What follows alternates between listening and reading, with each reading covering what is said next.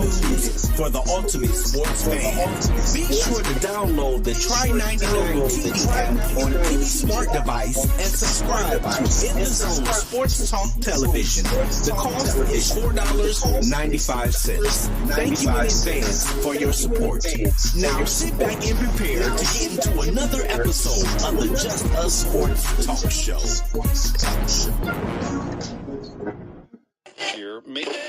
I know you're gonna dig this. What's up, everybody? It's Monday, September 30th. This month is over. 4 weeks of football has been done and over, and we got some surprising stats for you. You know what? So, welcome to another episode of In the Zone Sports Talk Radio by way of Just Us Sports Talk. You got KNICKS here, and you have with me, you have Dana the Hater. You out there, Dana? Yes, sir. Oh, Lord Jesus. We got Dana out there. We got Mo. Gotta be more careful.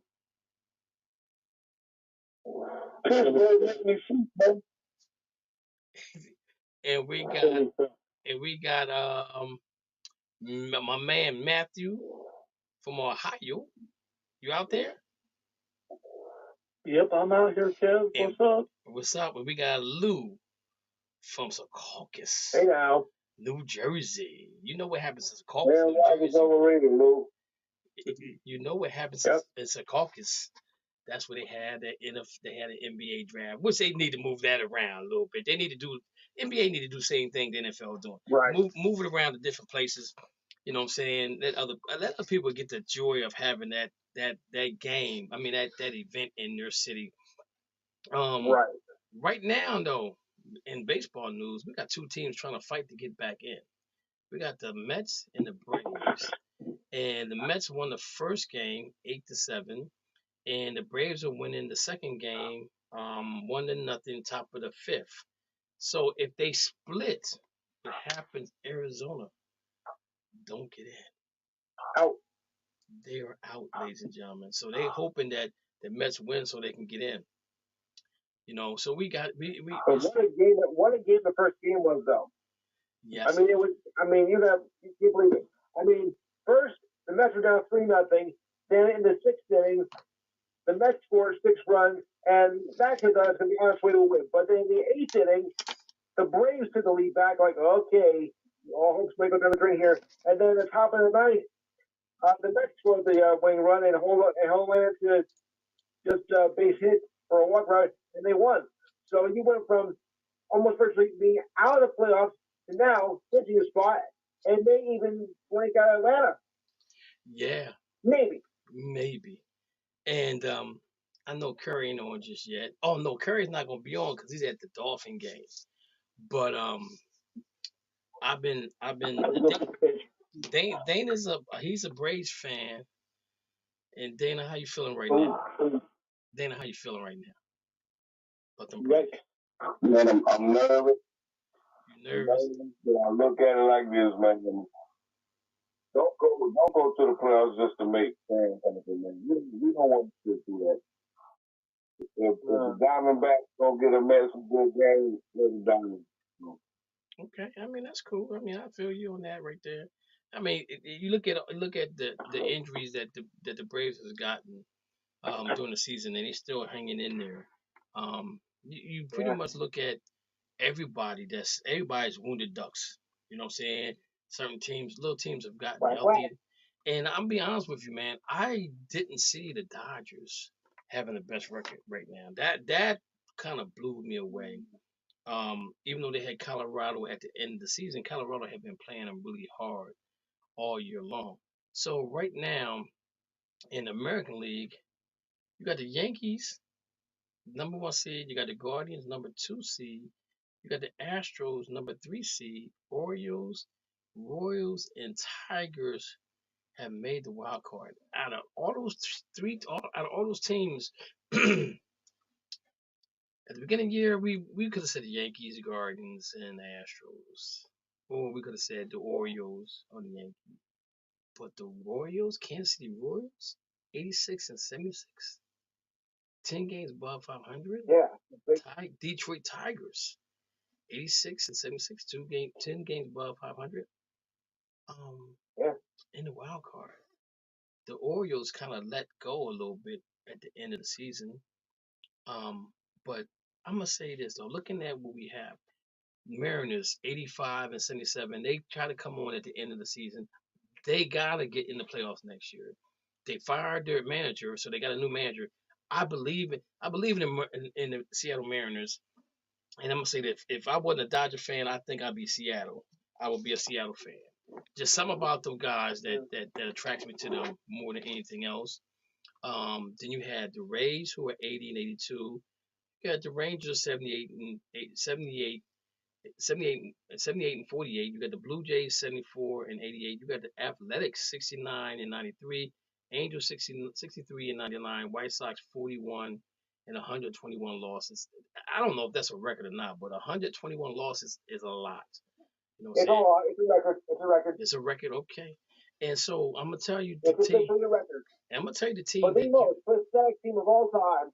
Okay, I'm gonna tell you what team you better watch out for next year. I think they're in San Jose. I think the Athletics are in San Jose. They got a boatload of money to spend, and we want to tell them we wish them the best of luck if they're going to San Jose. Nobody could really figure out why Oakland don't have a baseball, football, or basketball team anymore. And if you excuse me, if you've ever been to Oakland, it's really hard to. People want to know why the football and baseball play together. Because the land out there is not suitable to build another stadium. They have a lot of marshes out there in Oakland. Could they have? They probably could have. The owner could have came up with some more cash money. They probably could have. But some teams. I heard the area's a dumpster fire, so I think a lot of people were afraid to go to that stadium.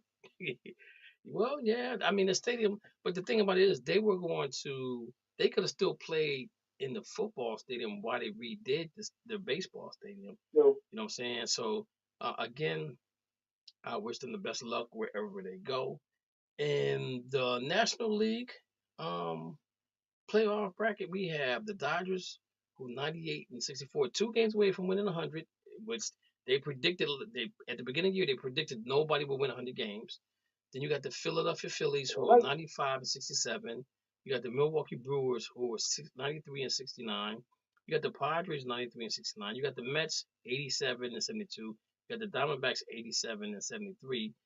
And that does include the games that are being played today. So again, if the Mets, if the Padres, if Atlanta wins, they're in because they'll have a better record than the Diamondbacks head to head. It says Mets and Braves will play a doubleheader on Monday, each needing one win to clinch a playoff berth. The Diamondbacks can only clinch if either team sweeps the doubleheader. So Diamondbacks might be out, which they did was in the World Series last year. So you gotta give them some credit for fighting to get back in. You know what I'm saying? So we'll see how well this goes. Next up is going to be the playoffs and free agency and things like that. And Dana, one of your pitchers, I can't think of his name right now. One of the aces might be leaving and coming out west, from what I'm hearing.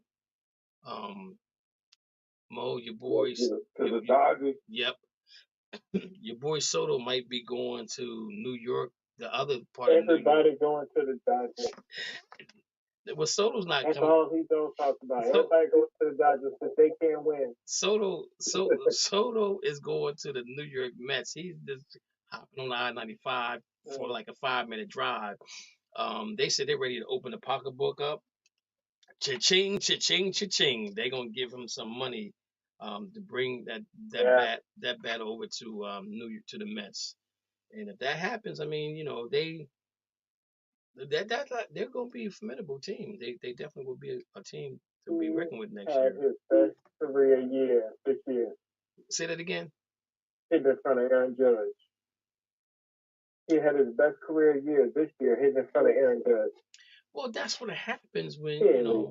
That's what happens when now. Let's be real about it. He should stay with the Yankees or come to the Dodgers, because of where he's going to bat at. I'm not saying. I mean, who the Mets have that he can bat in front of that's going to be more dangerous than him. To be perfectly honest with you, you know, you he's reaping a harvest of having Judge and what's the other guy you guys got there that can't stay healthy?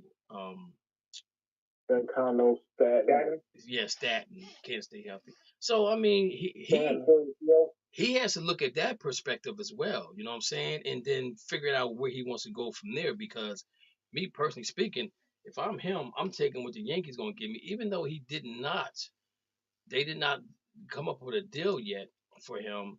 Um, if I'm him, I'm staying. The I'm staying. Yankees don't do that season, or even with a year on the contract. They always take it to the end of the contract. Proceed. But the thing about it is, though, now you're giving everybody opportunity. The date. They gave everybody opportunity to date the girl. You know what I'm saying? You've been taking her to the dance all these years. You never gave her the ring, right? So now somebody else might give her the ring. Aaron Judge did the same thing in Stage.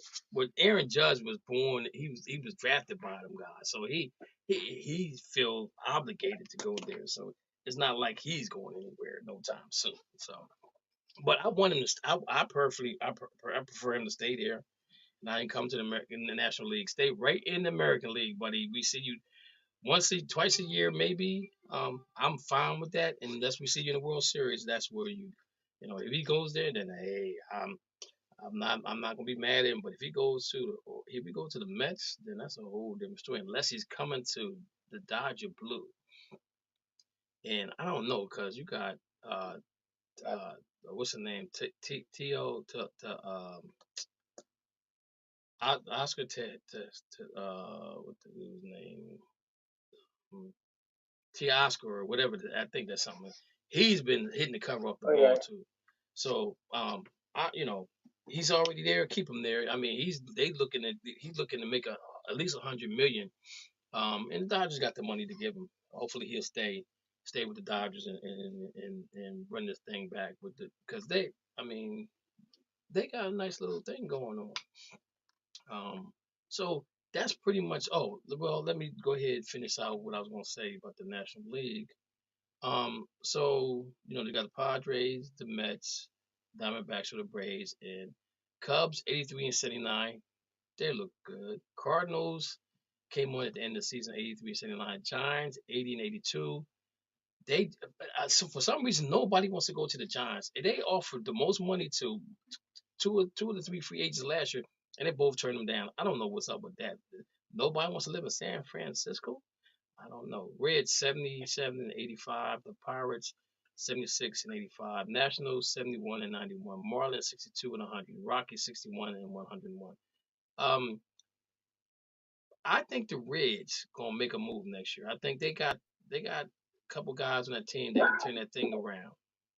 You know what I'm saying? They just didn't get it together fast enough. I think you give them a chance next season, and they might be the team to beat. One of the teams to beat. Me personally, I'm picking. Um, I'm picking. Shucks, I had it in my head here. The World Series. I think it's going to be the Brewers and the Guardians, and I'm gonna go with the Milwaukee Brewers. I think they are playing really good baseball. They really haven't had any pressure on them because they've been out in the lead. They had a 10-game lead, 12-game lead. Then they kind of got close at the end because they basically had clinched everything. But those are two teams I'm picking for the World Series. So we just gonna get everybody else's take on the World Series. Dana, who you got going to the World Series? I got I hate that. I think the Saints going. Say that again. And I think it's up in the air. I think it's up in the air, and but if I had to pick one, To go, like you said, the Blues. I just search on that today before. Brewers against who? Before I called in and stuff. Blues against the Yankees, right? Oh, okay. I got the Brewers against the Cards. Mo, don't be a homer. Oh, you know I'm be a homer. But I'm gonna go for the Juan Soto. The Juan Soto trade. So it actually be in the Padres versus Yankees. Okay.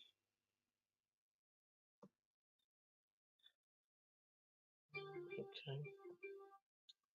Oh, man, I forgot about the Padres. Yeah. I don't know about the Padres. I mean, they've been playing good. I don't know that. Brewers been hot. They've been hot. Lou, who you got? Well, my American League choice is the Padres. I'm having also decide between the Phillies and the Dodgers. I mean, they both look, solid.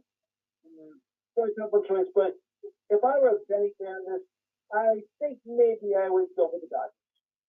Okay, old school. That would be old school World Series. Yeah.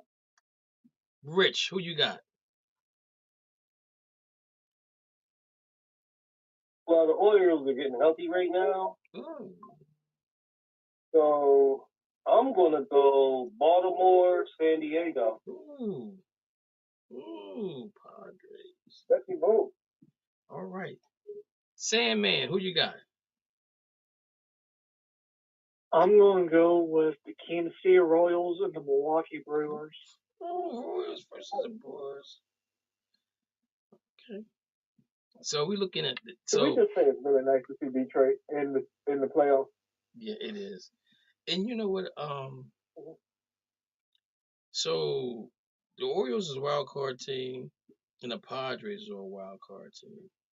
And last World Series, we had 2 wild card teams make it in. Because you guys, I don't like that. I don't like that playoffs thing. I really don't. Yeah. I don't like it at all. It just tightens my pants in the wrong places.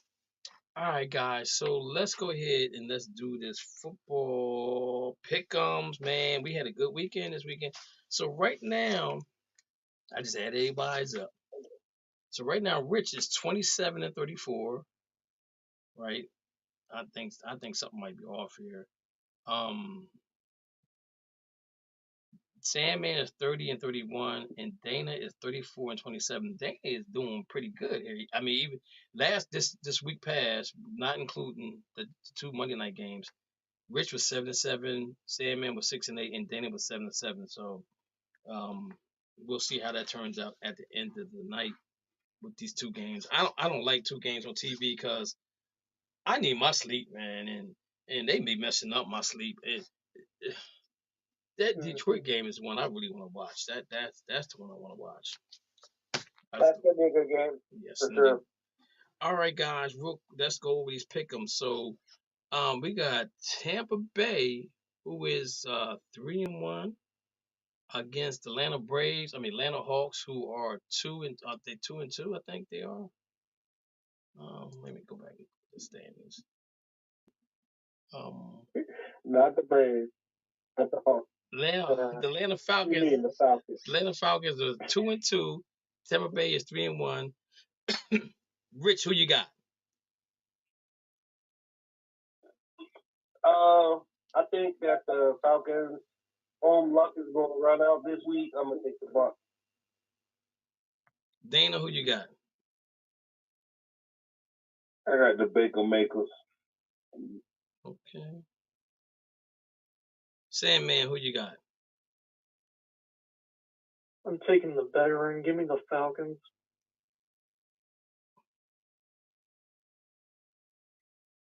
Sandman taking the Falcons. It's something about that defense. I kind of like it. The New York Jets. I got to put a star here because we're going to go back and talk about New York Jets real quick. I mean, after we do the pickups. New York Jets at the Minnesota Vikings. Vikings are 4-0. Sam Darnold. Didn't somebody say Sam Darnold could play football? Who said that, guys? Y'all remember who said that? Yeah, nobody remembers. I have no idea. Oh no. I plead the fifth. Some dude that try to sneak around show. Wait a minute. Who's not on the show anymore? Somebody don't remember Sam Darnold.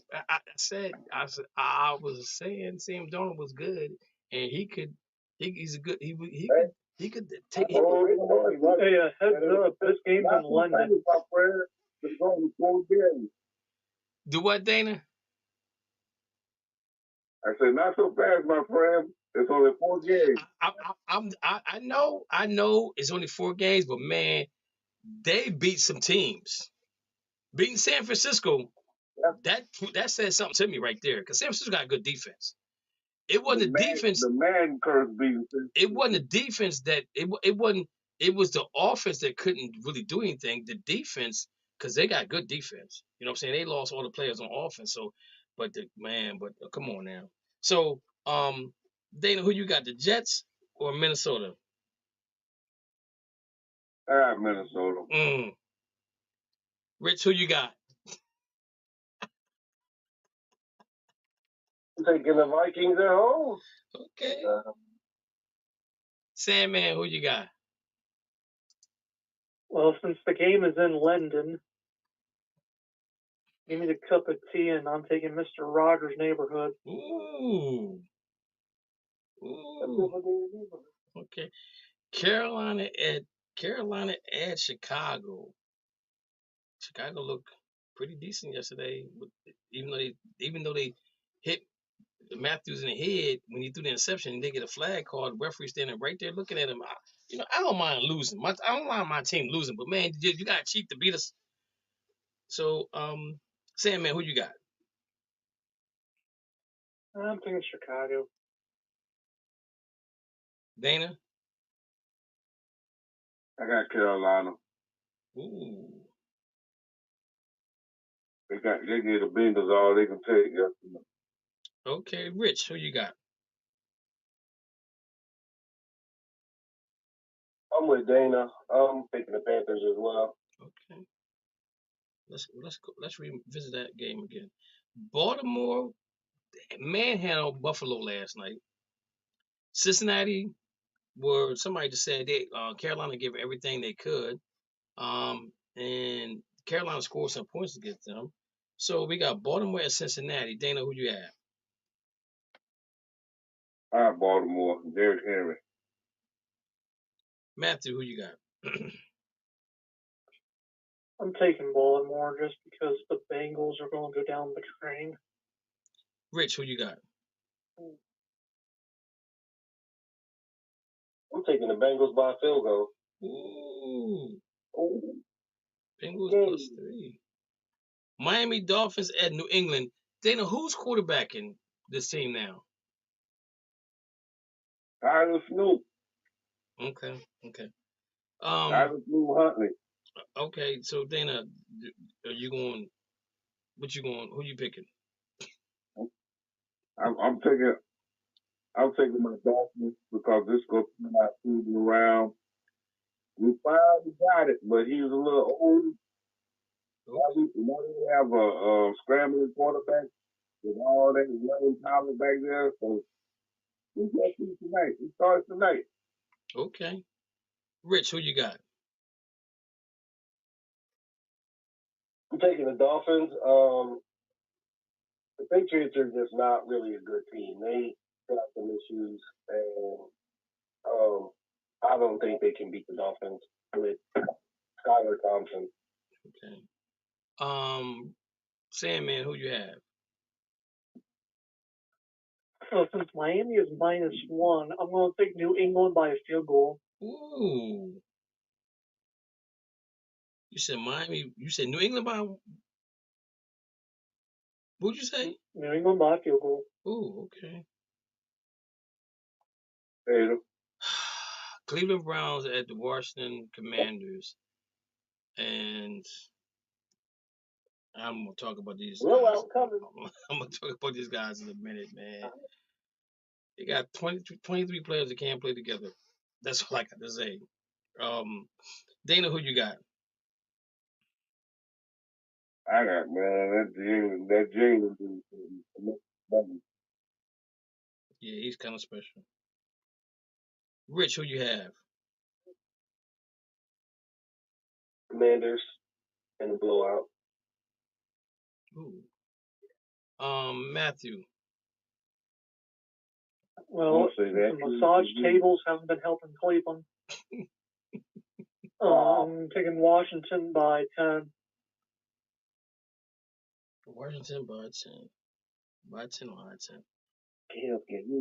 Indianapolis Colts against the Jacksonville Jaguars.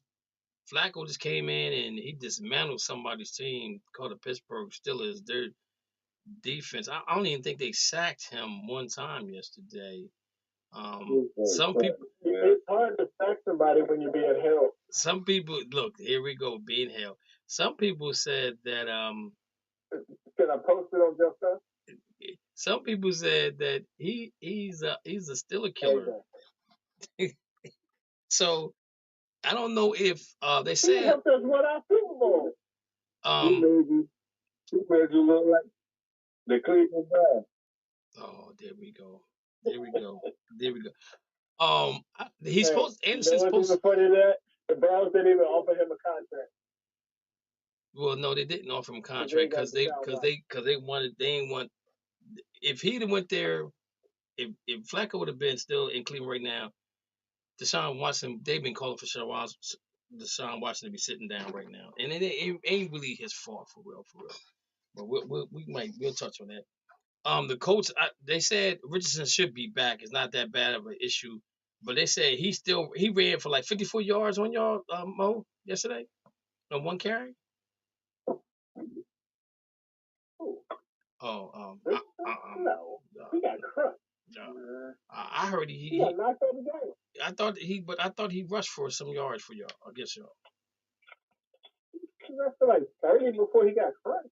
Okay. He got crushed 2 plays in a row. Okay. I saw the offensive coordinator. You got a good running back there, and you call him a quarterback run. They tell that mama's boy, Mika Fitzpatrick, was trying to play it dirty. Ooh, yeah. Miami, I'm going to tell my mama. Yeah, I'm sorry, man. That's the worst call of the weekend. Cause I can't wait. I hope Chubb is ready for them. Ooh, I want Chubb to just run him over again. I want him to run him over. Okay, so Dana, who you got, the Colts or Jacksonville? I got the Colts. Okay. Matthew, who you have? I got the Colts. Rich, who you have? I am also going with the Colts. Jaguar, I don't, you know how I feel. Trevor Lawrence is a bum. All right, we're gonna go back. We're gonna come back on that. So I'm gonna put an asterisk mark right there. This should be a good game. This game should be. This actually should be the 8:00 game. The Dallas Cowboys and the Pittsburgh Steelers is not that much of a hype for real. But this is the game should be 8:00. The Buffalo Bills and the Houston Texans. Wait a minute. I gotta stop you here. I talk. Yo, you talking about the 2 most iconic teams? Yo, ain't nobody on that organization won a Super Bowl in the last 5 years on either organization.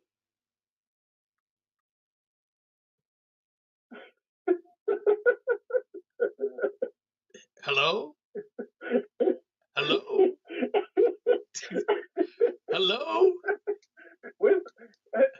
When's the last time the Browns had fans? See, we ain't talking about. See, we're not talking. We're not talking about. We're not talking about the Browns right now. We're talking about the Dallas Cowboys and Pittsburgh Steelers. Nope. The Browns ain't playing. You got guys on both teams. Probably ain't seen them ain't seen neither one of them teams in the Super Bowl. That's playing right now. So you are hilarious. Buffalo and Houston. Dana, who you got? I got the Texans. Rich, who you got? I got the Texans as well. Matthew, who you got?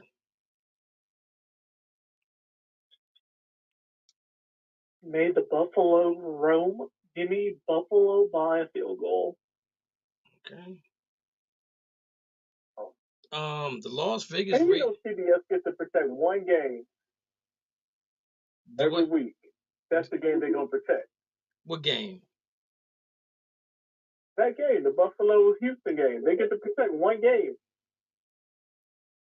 Well, where it can't be moved to like 8 o'clock. I don't know why. That should have been even prior to the season. That should have. Let's be honest though. Let's be honest. Prior to the season, if you just said who you want to see at 8:20, everybody would say Buffalo and Houston. Nobody would say Dallas and Pittsburgh. But unless you're a Dallas Cowboy fan or you're a Pittsburgh fan, so Dana, who would you want to see at 8 o'clock?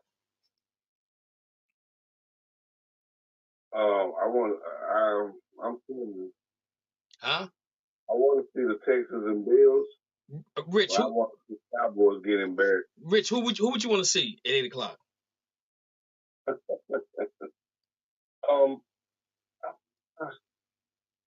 Yeah, I'll probably say the Texans and the Bills is probably the better game. Okay. Matthew, who would you want to see? Man, I want to see Buffalo and Houston. Forget Dallas and Pittsburgh. They can go blow up the VHS and DVRs and watch their match. Hey, Lou, I know. Wait a minute. Lou, I know you. Wait a minute. No, we gotta go back to that. What happened last time Seattle was in the Super Bowl? We're not talking about Seattle. We're talking about. Oh, we ain't talking about Seattle because they lost to Pittsburgh. Okay. But they've been in the Super Bowl since way prior than y'all have. Yeah. I'm talking about when they played Pittsburgh. That's why he don't like Pittsburgh. You trying to move the narrative, man. See, that's what you be trying to do.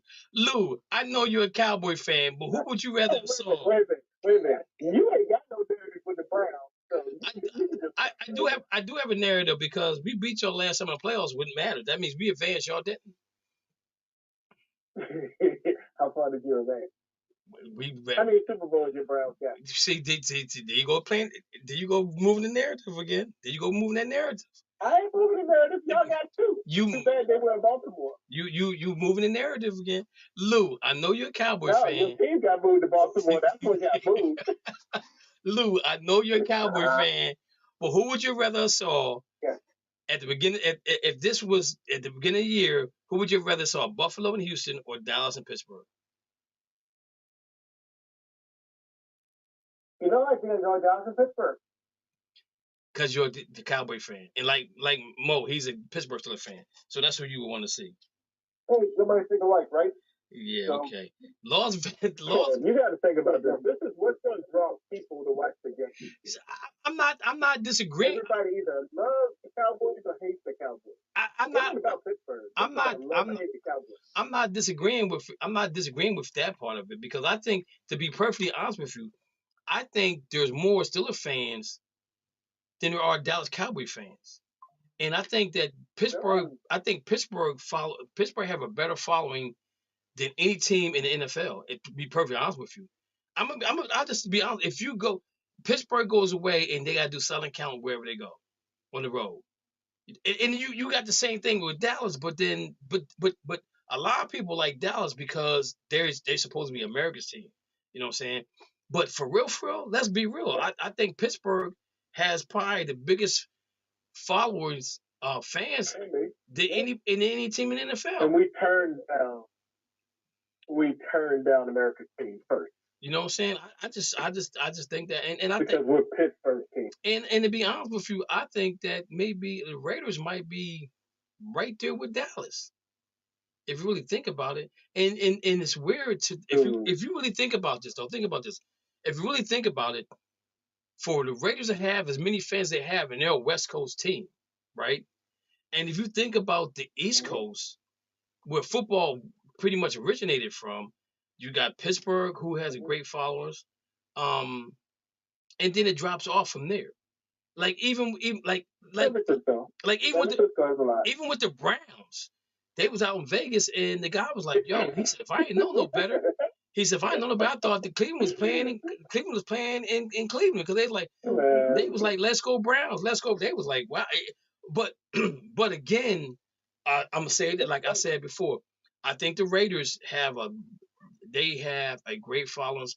The 49ers do because of the history of the 49ers. They have a great following also. They follow well too. You gotta remember but then again, I think what if you look at Pittsburgh, Dallas, probably 49ers, if your dad was a fan of that team, you became a fan of that team. So it became a family thing. You know, if grandpa was a 49er, then dad was a 49er, now the grandson gonna be a 49er. So it trickled down for the 49ers, Pittsburgh, and probably Dallas, and even Oakland. You know what I'm saying? But if you really think about it, and Miami probably could be put in that same category as well. You know what I'm saying? Because of the history of that team always winning. No. And Miami is the most fickle place ever for sports. Oh Lord, have mercy. We ain't talking about that Miami Heat because they have so many other things to do. Well, but Ask Dana. No, but what you fail to realize though is how many people from the north. Wait a minute, I'm gonna ask Dana, but you gotta realize what you're forgetting though is how many people from the north have moved down south to Florida. Exactly, because Miami are fickle fans. They're from everywhere else. Well, but I'm no. What I'm saying to you, there are fans that live in the north that are Miami Dolphin fans that moved to Miami and became and they're still fans. You know what I'm saying? Dana, let me ask you a question. How many people you know that are Dolphin fans are not from Florida? Just off the top of your head. I know about 5. Did they move? They moved to Florida? Yeah. Okay. See, so I'm just saying. You think about the history, and you could probably even throw the Colts in there for the history. You know, so Baltimore, Indianapolis. All right, so let's get back to we got off track here. Vegas at Denver. Denver's playing good football with Bo Nix, who's probably the oldest quarterback in the NFL right now, other than Joe Flacco. They beat the New York Jets, and we're gonna talk about the Jets again. Dana, who you got, Vegas or Denver? I like the Broncos, man. Rich, who you got? They come. Man, I'm gonna take the Broncos. The Raiders, terrible. Matthew, who you have? I'm taking Denver. Okay. Next up, Arizona Cardinals, who 1-3, and 49ers are 2-2. They dismantled They dismantled the New England Patriots at home. I mean, on the road, and the Cardinals got smacked around by the Washington Commanders. So, Rich, okay, do we have to ask? I'm taking the 49ers at home. I mean, the Cardinals just got pounded at the crib. Yeah. So they're probably going to come out playing tough, but I'm going to take the 49ers just because we're getting healthy. Okay. Sandman, who you got? I'm taking the 49ers by 10. Plus 10. All right, 10. Dana, who you got? I got the 49ers. We got the Green Bay Packers going to the Los Angeles Rams. Green Bay lost to Minnesota. Almost came back and won the game. Jordan Love looked gun shy in the first half, but came back in the second half, slinging that football. So, Sandman, who you got winning this game?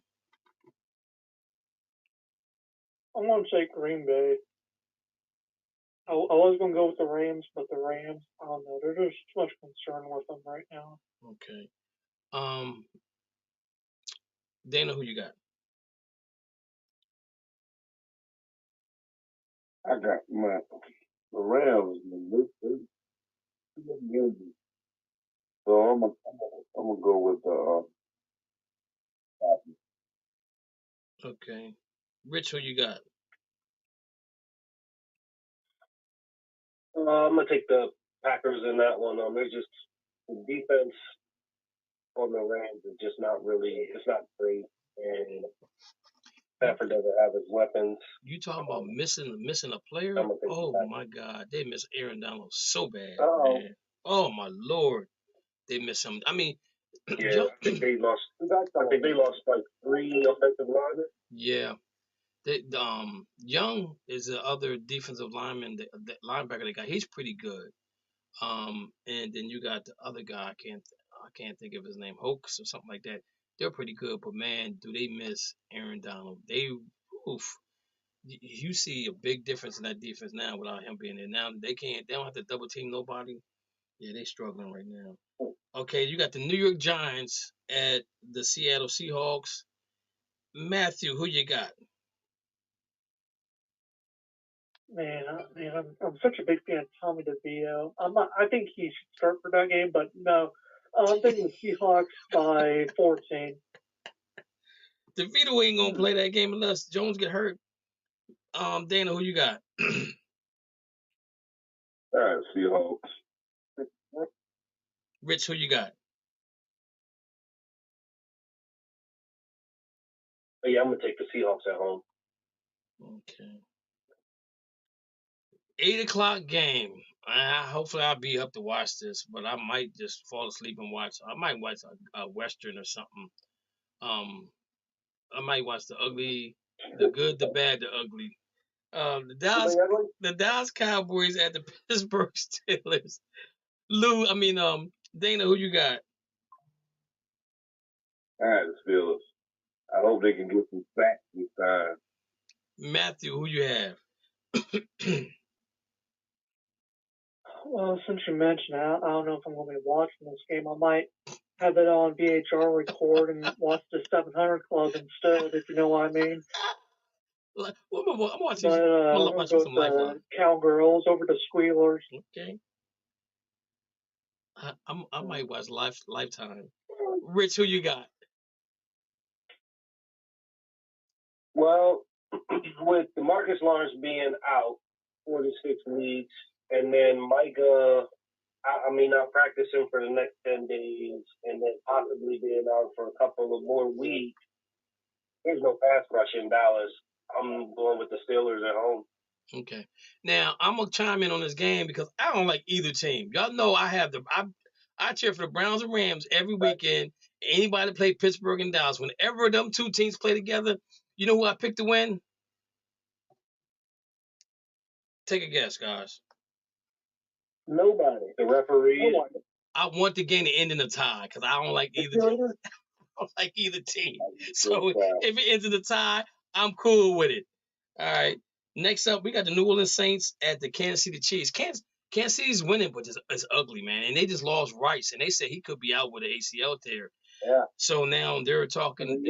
They're talking. I think they're talking to the Browns about Amari Cooper coming there.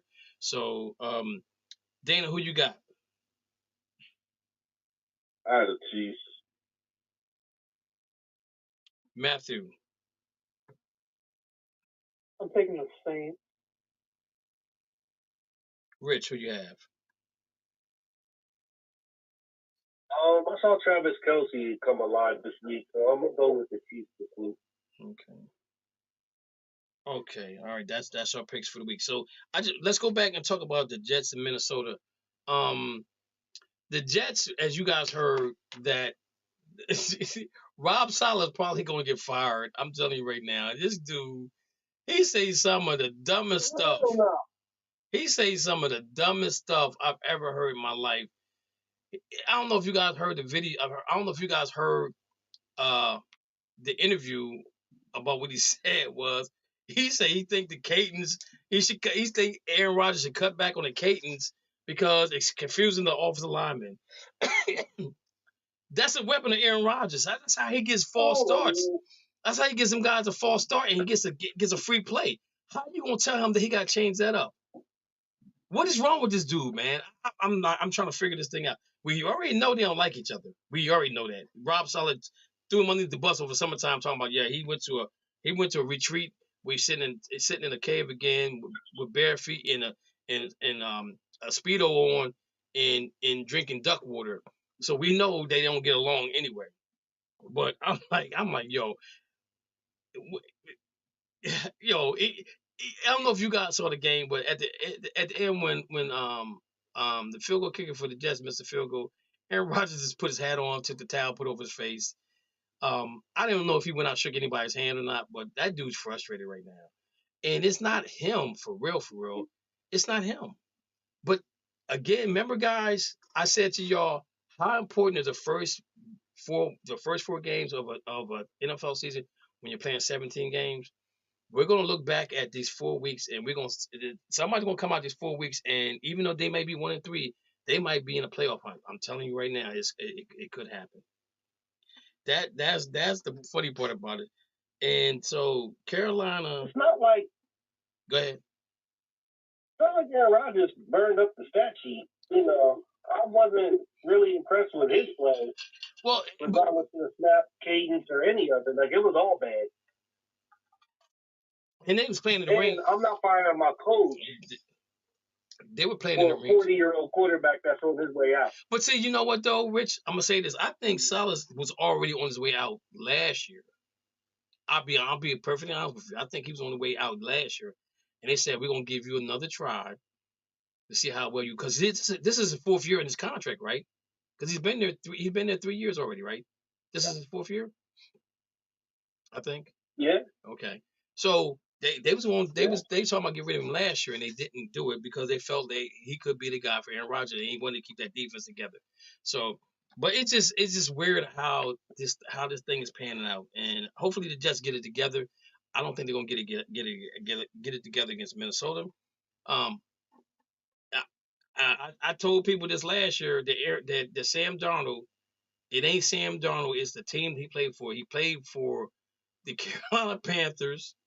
He played for the New York Jets, and it didn't surround him by the players that he needed to be played with. And again, I think with all quarterbacks, when you surround, what'd you say, Dana? He played for the Giants too. He did? Yeah. I don't remember that. Anybody? You sure? Yeah. He played 2 years. He got drafted by the Jets, right? The Jets. So he played 2 years there, and then he went to Carolina. I thought he played with the Giants. Huh? I thought he played with the Giants too. No, I don't think so. I don't think he played with. Yeah, man.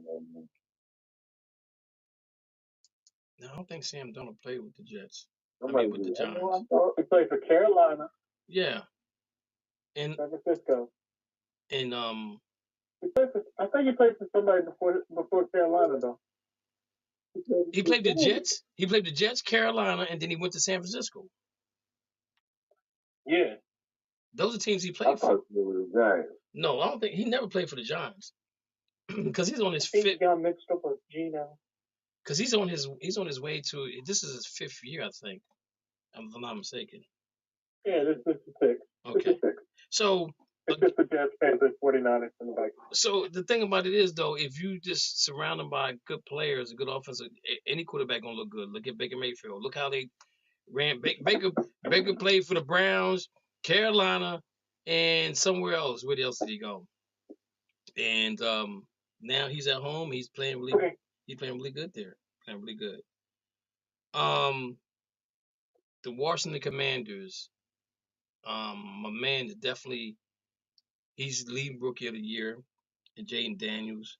And Washington said he was their number 1 pick. He was not. If they would have been number 1, he was going to be the number 1 pick. They had him pegged to be their quarterback. And you got to give my man Cliff Kingsbury, some credit because now he got that team rolling with this quarterback that's mobile, agile, and can throw the ball. So let's give him a hand for that. Jacksonville. I think Doug Peterson will probably be, if not the first coach, but maybe the second coach. They may be fired before they get to week 8. before they get to week 8, I think he might be one of those coaches that's going to get fired. I think that Nick Sirianni is on the hot seat as well. I don't know if you guys heard what Jalen said earlier. He said something about communication. He said occasionally it happens. And my thing is that Jalen has not been the same since he lost his original offensive coordinator, because in the Super Bowl against the Kansas City Chiefs, he was the best player in that game. If Philadelphia could have had the ball just a little bit longer, they had an opportunity to win that game. He has not been the same since they got rid of him. And I think that if I was the Eagles, if I had to redo this over again, I'm making him my assistant head coach, paying him more money to keep him around, because Jalen has not been the same since that guy's been gone. So there's probably something going on. There might be some lack of communication between him and Nick. And they got to get together, because if not, they're not gonna get rid of Jalen. They're gonna get rid of the head coach. New Orleans Saints at the Kansas City Chiefs. Another game. New Orleans is playing really good football.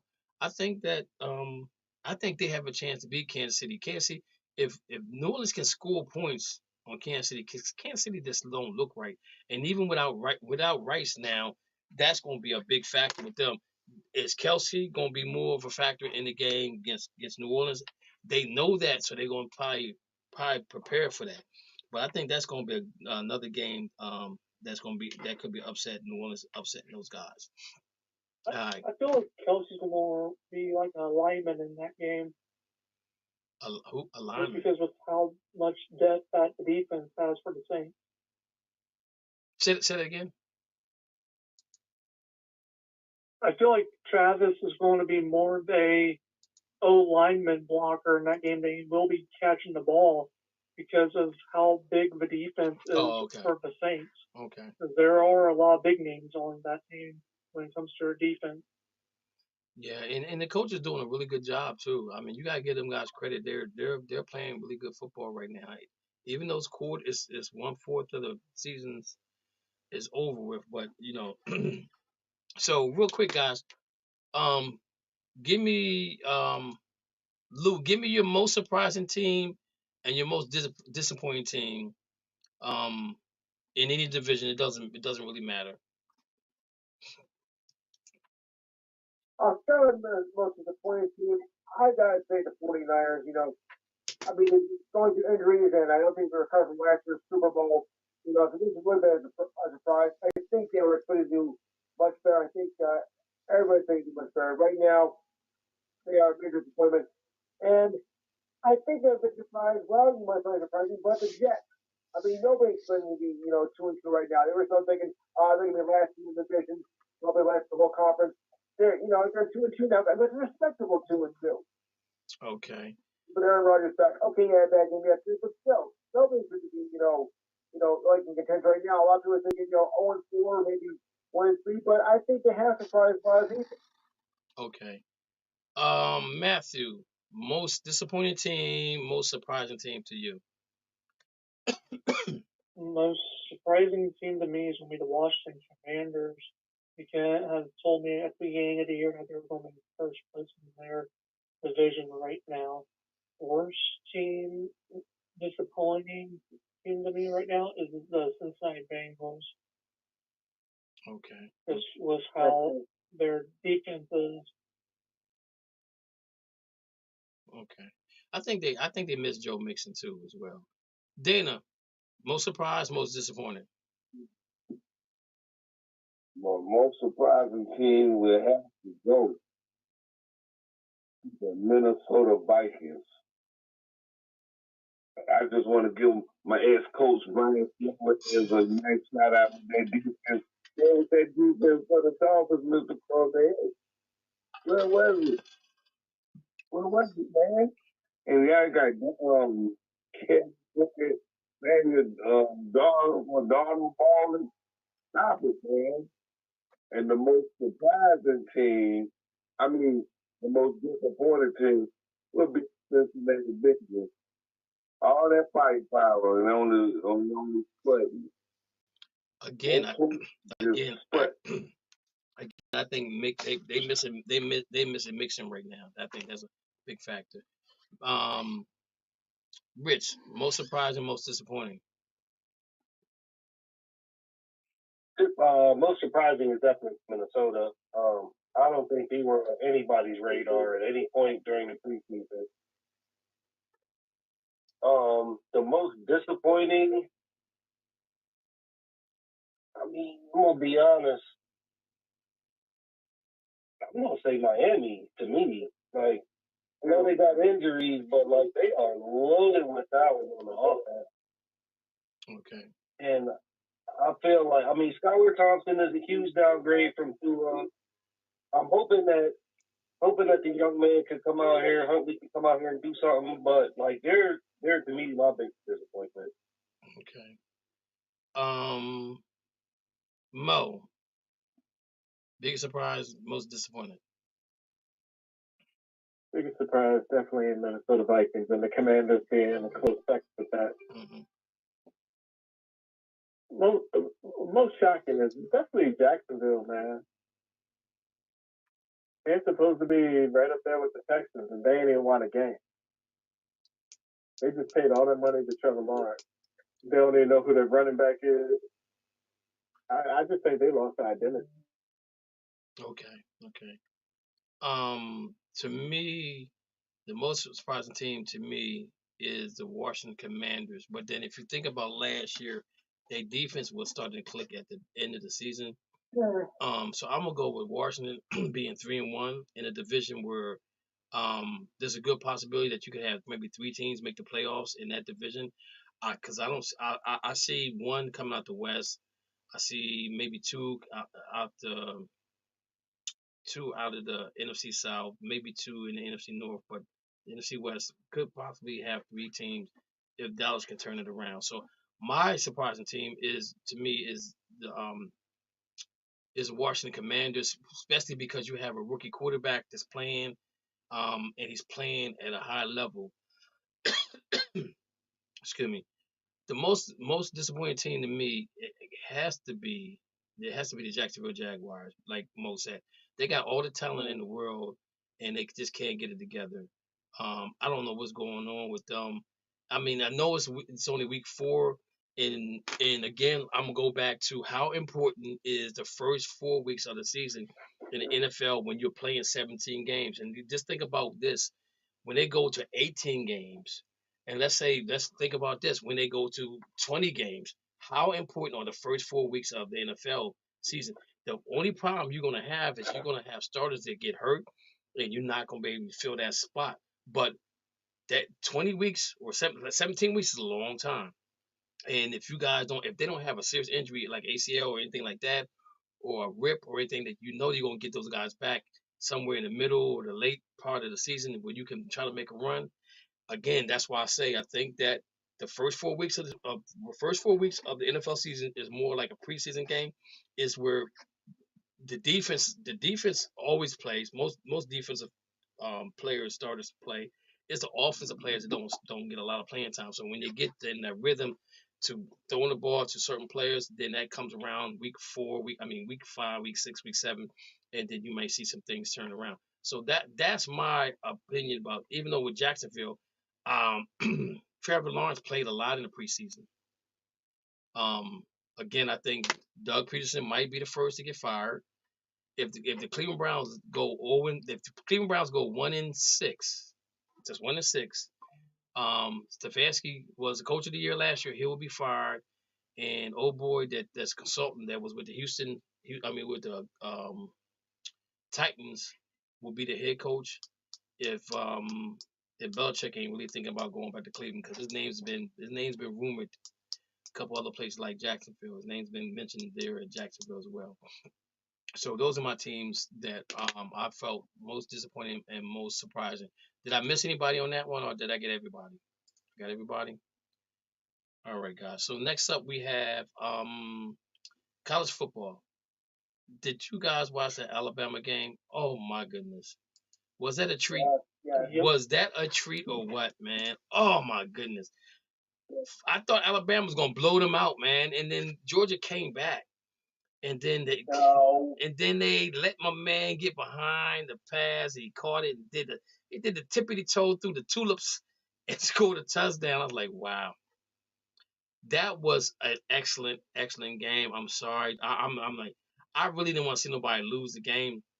But my question to you guys is, did Georgia move? Did they fall far enough to number 5, or do you think they should be 5 or lower? I mean, should they be 6 or lower? Is 5 okay where they're at? Because again, if you think about it, if you guys think about it, those two teams are probably going to play for the SEC championship game. Do anybody think that Tennessee is better than Georgia or Alabama? No. Okay, so that there you have right there. But man, and then Texas is playing really good football. They're 5-0. You got Ohio State's 4-0, Tennessee's 4-0, Georgia's 3-1, Oregon's 4-0, Penn State's 4-0, Miami 5-0. That was another good game, Dana. That was, oh man, y'all had me on the edge of my seat with that game. Was that Friday night? Had me on the edge of my seat. That was a good game. You got Missouri at 4-0, and you got Michigan rounded off at 4-1 at number 10. I'm gonna say this: the the Big Ten, is not gonna be as easy as people think it is with UCLA, USC, Oregon State. Them guys gonna come out and fight. They're definitely gonna come out and fight. They're definitely gonna come out and fight. But I wanted to talk to you guys about the quarterback from UNLV, Las Vegas. Yeah. They're 4-0. That he basically said, I'm sitting out redshirting because my NIL deal didn't come through like it's supposed to. Matthew, question for you: is he kind of in the same boat as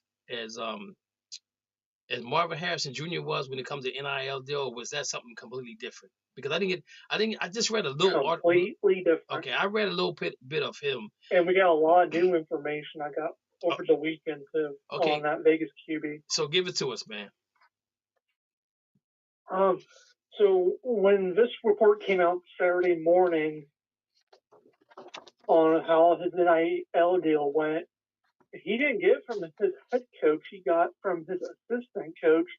And the problem with him now is that he doesn't really have a case right now, because when they did this, they didn't sign it on paper. It was all done verbally. Wow. So since the assistant coach, not the head coach, the assistant coach said verbally to him before the season even started, saying, hey, potentially you could get up to $100,000. And he's all in. He said verbally agreement. He didn't even bother with paperwork. You're just face to face, word to word. So now, since he's saying that he hasn't got paid based off his potential that he did at the beginning of the season, it doesn't really matter anymore because of the verbalment, which there's going to be a lot more going down. Depending on who decides the red shirt throughout the whole college football league. Isn't there another guy from UNLV that did the same thing because of NIL deal? Yes, that was their 4th string running back. Okay, well, he's 4th string, so he don't do that. But this guy. And then I believe someone from USC also did the same thing. Wow. That's. And here's how it gets even harder for the NCAA to figure this all out. Because eventually, we don't know if there's going to be more players doing this down the road or more players going down the road.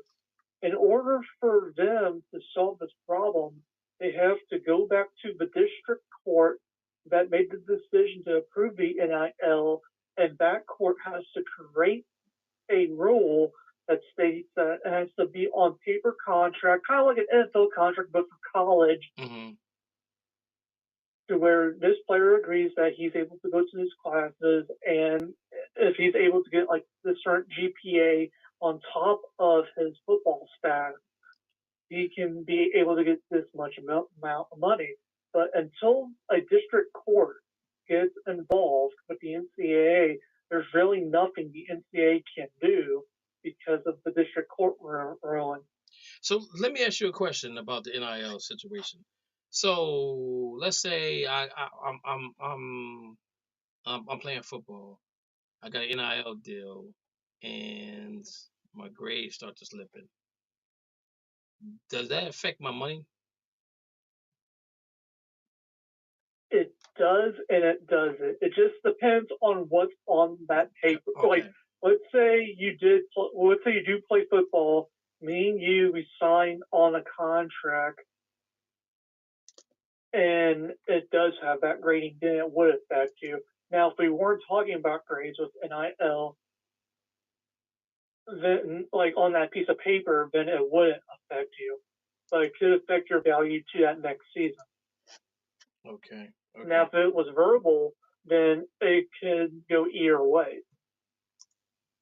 Okay.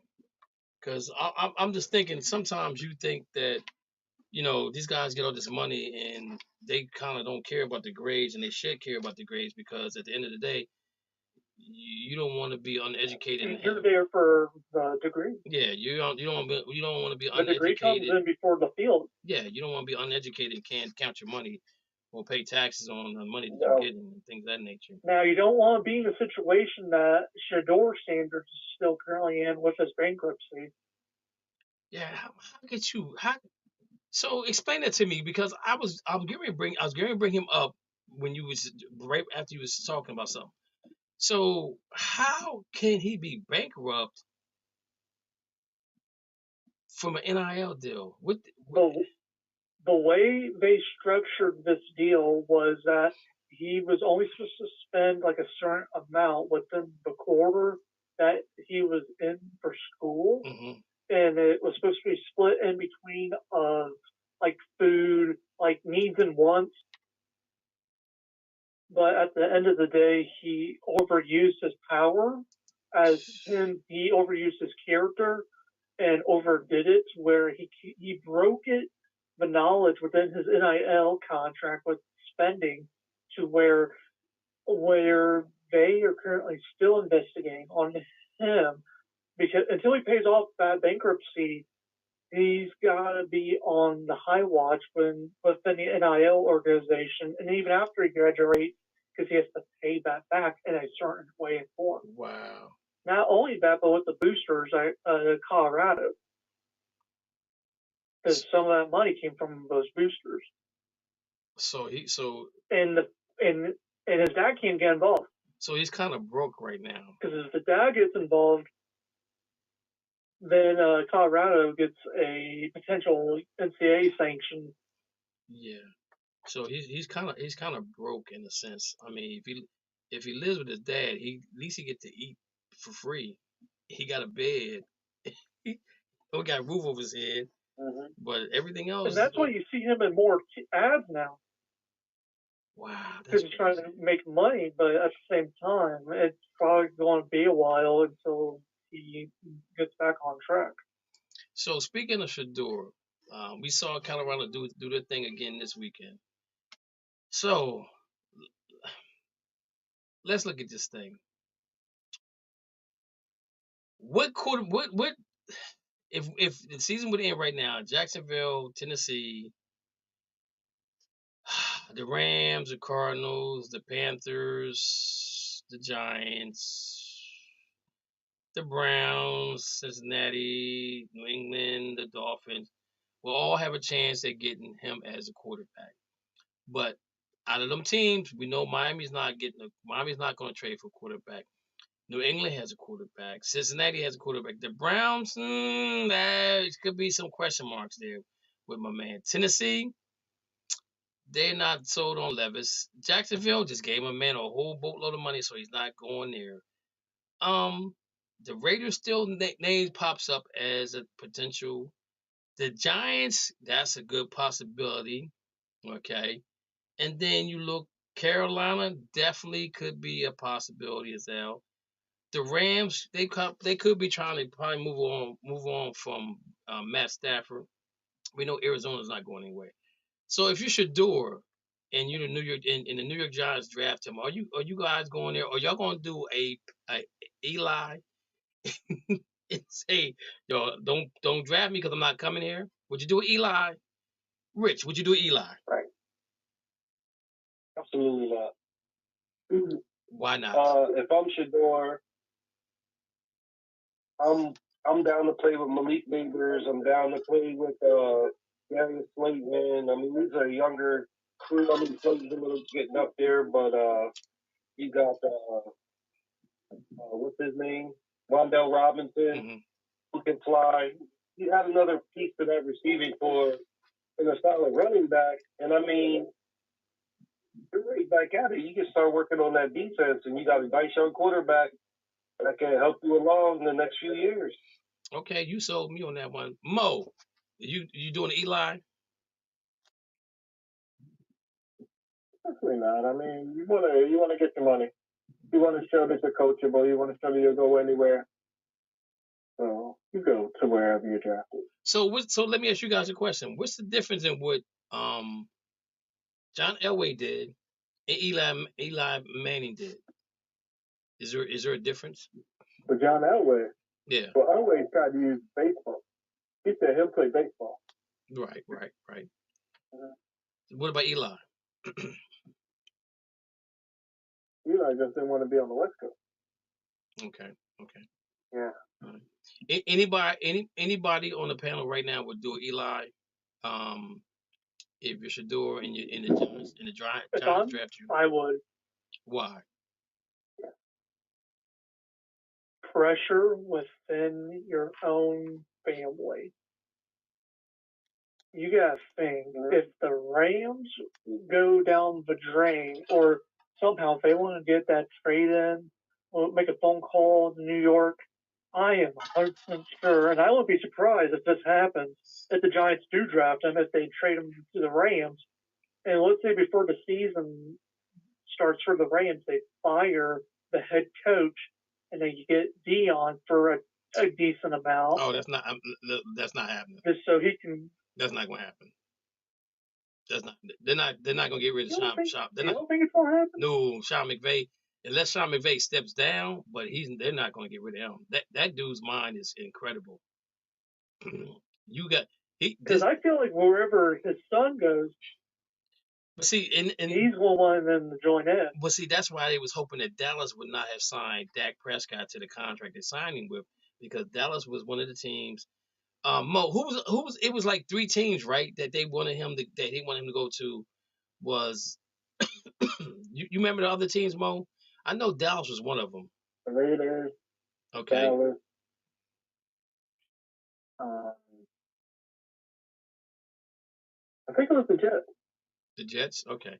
So in all actuality, out of those 3 teams, the Raiders got the best chance of getting him, if that's possible.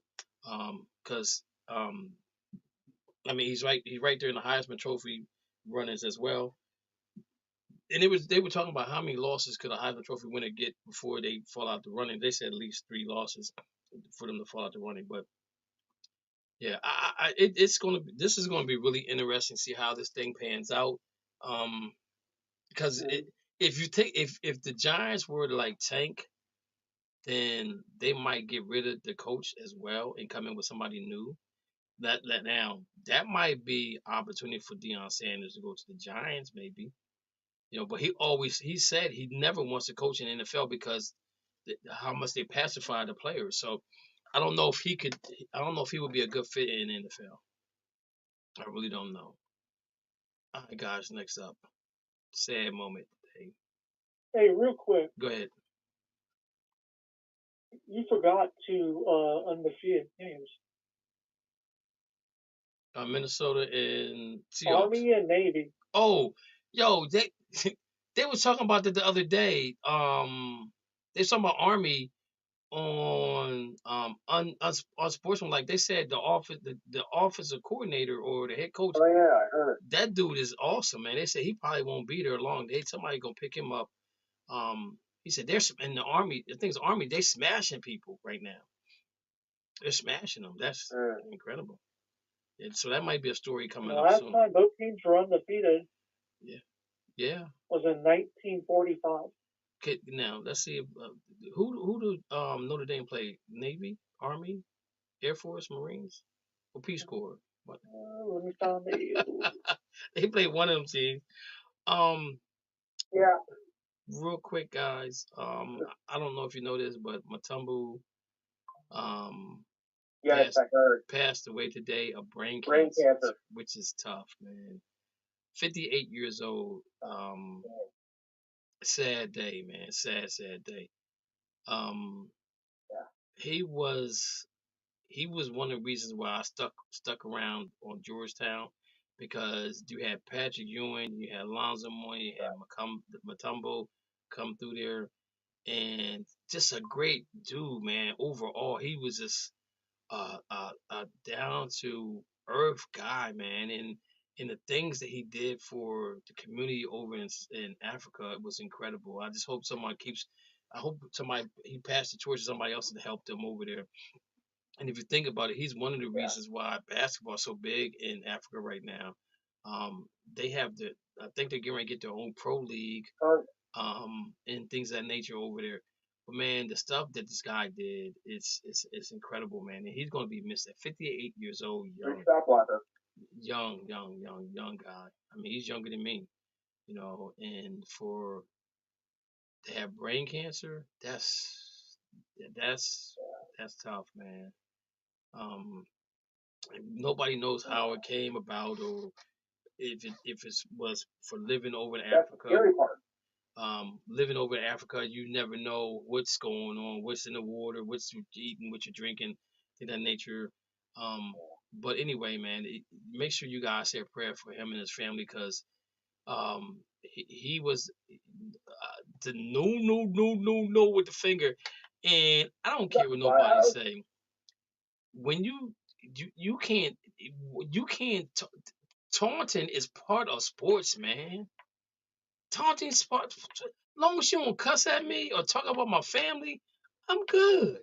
If you dunk on me, yeah, man. Don't stand over top of me with your joint in my face. I'm cool with it. You know what I'm saying? And he couldn't do the finger no more. No, he was an exciting basketball player in Georgetown, even in the pros. Yeah. And he did get to Hall of Fame. He's in the Hall of Fame, which is good. He got his roses while he's alive. But man, it's just sad how certain things happen to certain people. And I just want to just keep your family in prayer.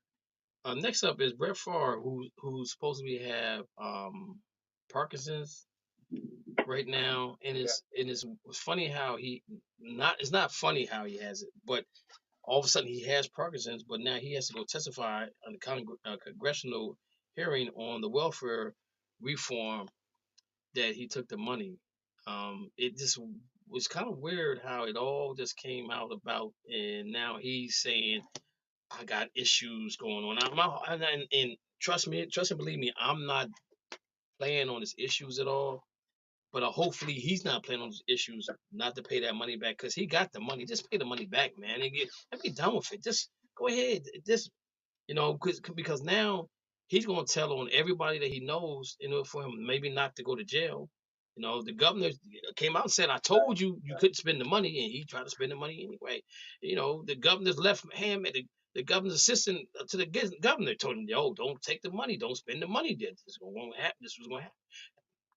He didn't listen. He did not listen to him, man, at all. Let's see where we at. Well, we got plenty of time.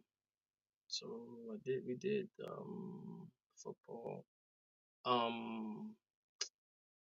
Let's talk about the New York Knicks and the trade they made for Karl Anthony Towns. So we all responded to that on the Facebook page. I'm gonna go first, because I want to hear what Mo has to say about this for real. I think the trade was okay. I think that New York gave away too much for him, and I'm just trying to figure out what is Minnesota thinking about. So Rudy Gobert is going to be your center now, and does this knock the Timberwolves out of the 1, 2, 3, 4 seed? I have to say it does, because Carnegie Towns. If it was, I'm just trying to figure out why they made this trade. Because the guys they got back, I don't know. It just don't make a lot of sense to me with this trade. They gave up draft picks, right? And so unless Anthony Thompson's gonna come in there, I mean, Carl Anthony Towns come in and they restructure his contract or they give him a new contract. Okay, I understand it. But doesn't this change the offense that Brunson runs with New York?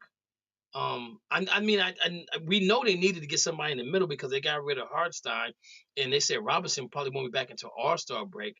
But do you make that? I'm just thinking. I mean, you could have. If I'm them, I'm going after marketing from Utah. That's what I'm going at because he's younger. He can shoot the three, and he can play defense. You know what I'm saying? So, Mo, give me your thought. They ain't playing no defense. Who marketing? Nah, he ain't playing no defense. Yeah, marketing plays defense, man. So give me your take on He why. played in Utah. Utah don't play no defense. Give me your. Well, I'm gonna say this: marketing is still up for. Don't be surprised if Sixers try to run after marketing. I'm telling you right now, something's brewing with that kid in Philly. They're Philly now. They felt like they made a move to get better than Boston with Paul George, which I don't think they did. But the Knicks definitely this puts them up a little bit further than where they were before. But give me your take on why you think this was a good move. I'm not saying it was a bad move for the Knicks, but how do Timberwolves rebound from this right here when you giving up a guy that's giving you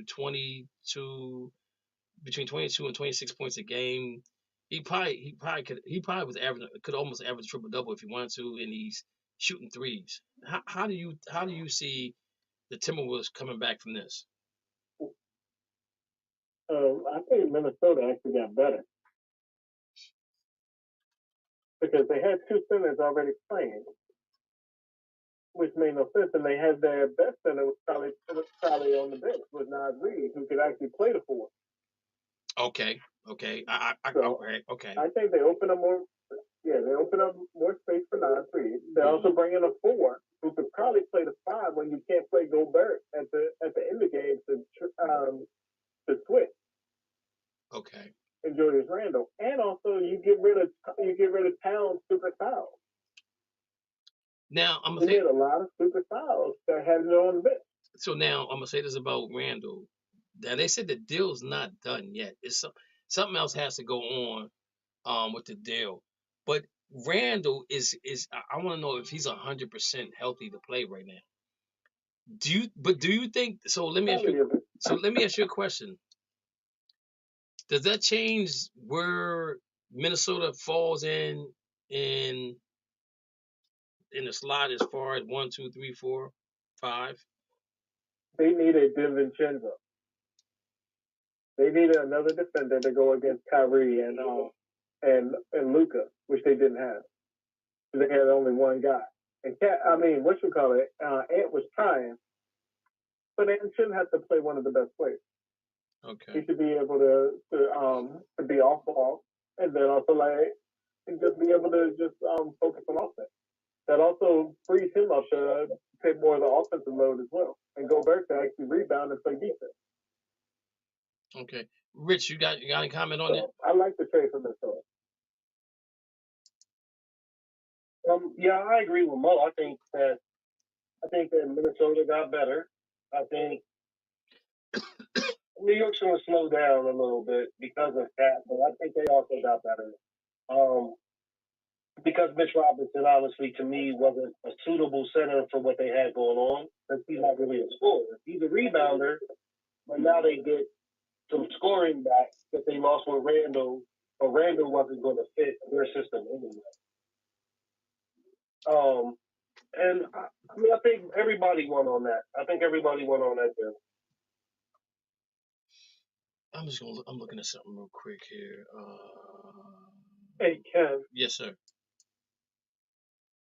So in order for this trade to be official, the Knicks and Timberwolves will need to find a third team to facilitate a Julius Randle, Devontae DiVincenzo, Carl Anthony Towns trade. Both teams are above the first apron, meaning neither is allowed to take on more money than it sends out in a deal. I think they're talking to Charlotte right now as the third team. Yeah, Charlotte got involved in that, I believe. And on top of that,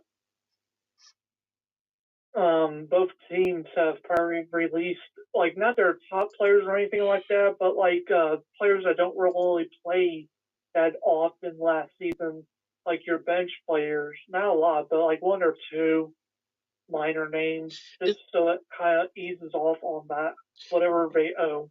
And that's the thing. That's the thing that kind of bothers me too. When you make trades like that, then you got to get rid of a bunch of players. Like I remember when Boston had traded for Kevin Garnett, and they got rid of darn near everybody.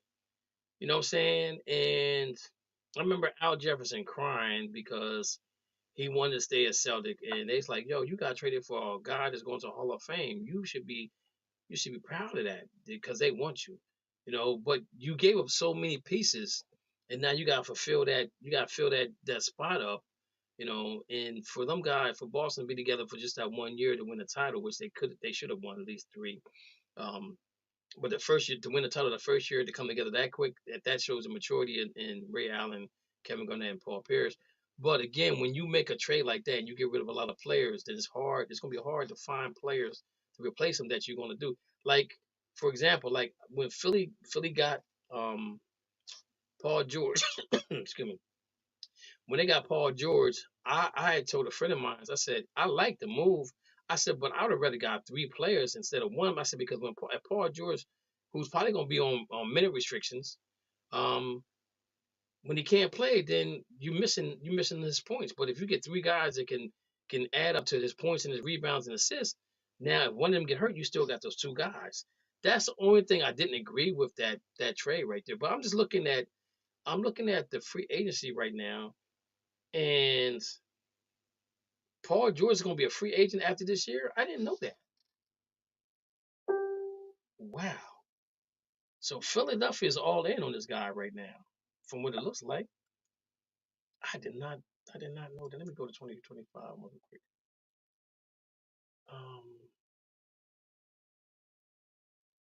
Yeah, he's on the books for 2024.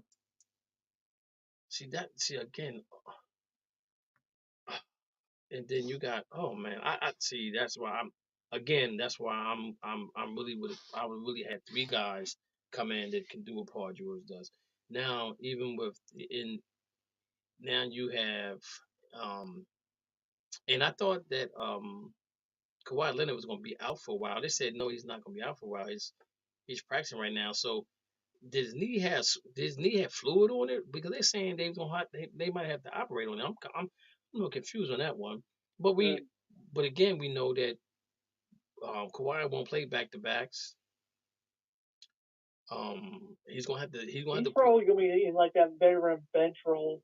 He's gonna play a lot of games in that new stadium they got right there. They said that thing is nice right now. So he's and then that's a nice stadium. So speaking of which, the Utah Jazz today they did make an announcement with their concession prices. They're going to do what the Atlanta Falcons did with they're actually going to have the prices at like $2 to $3 max. Because since they got the hockey team now. Oh, okay. Yeah, you talk. So they can bring the prices down. With both teams together, they're able to bring those concession prices to more like affordable for like first timers or family. How much does a beer cost? That goes to the games. How much will a beer cost? I think $3. Oh man, we went out to the we went to the preseason game for the Raiders.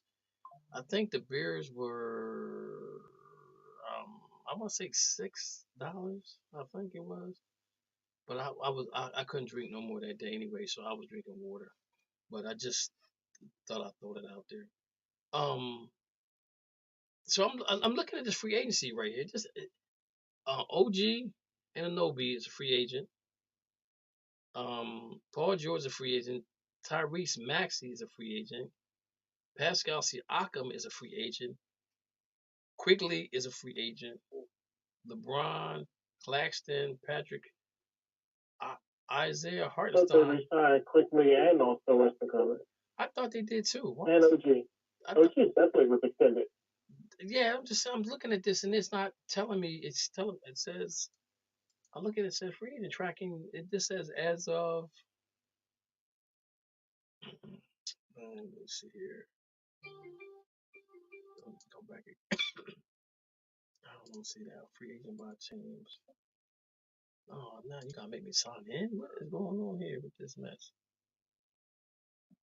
Free agent by years.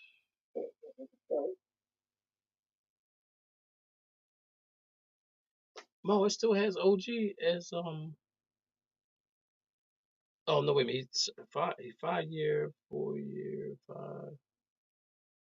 Oh, they might have signed extensions. Hey, Kev, what's your thoughts on D Rose retiring? Who?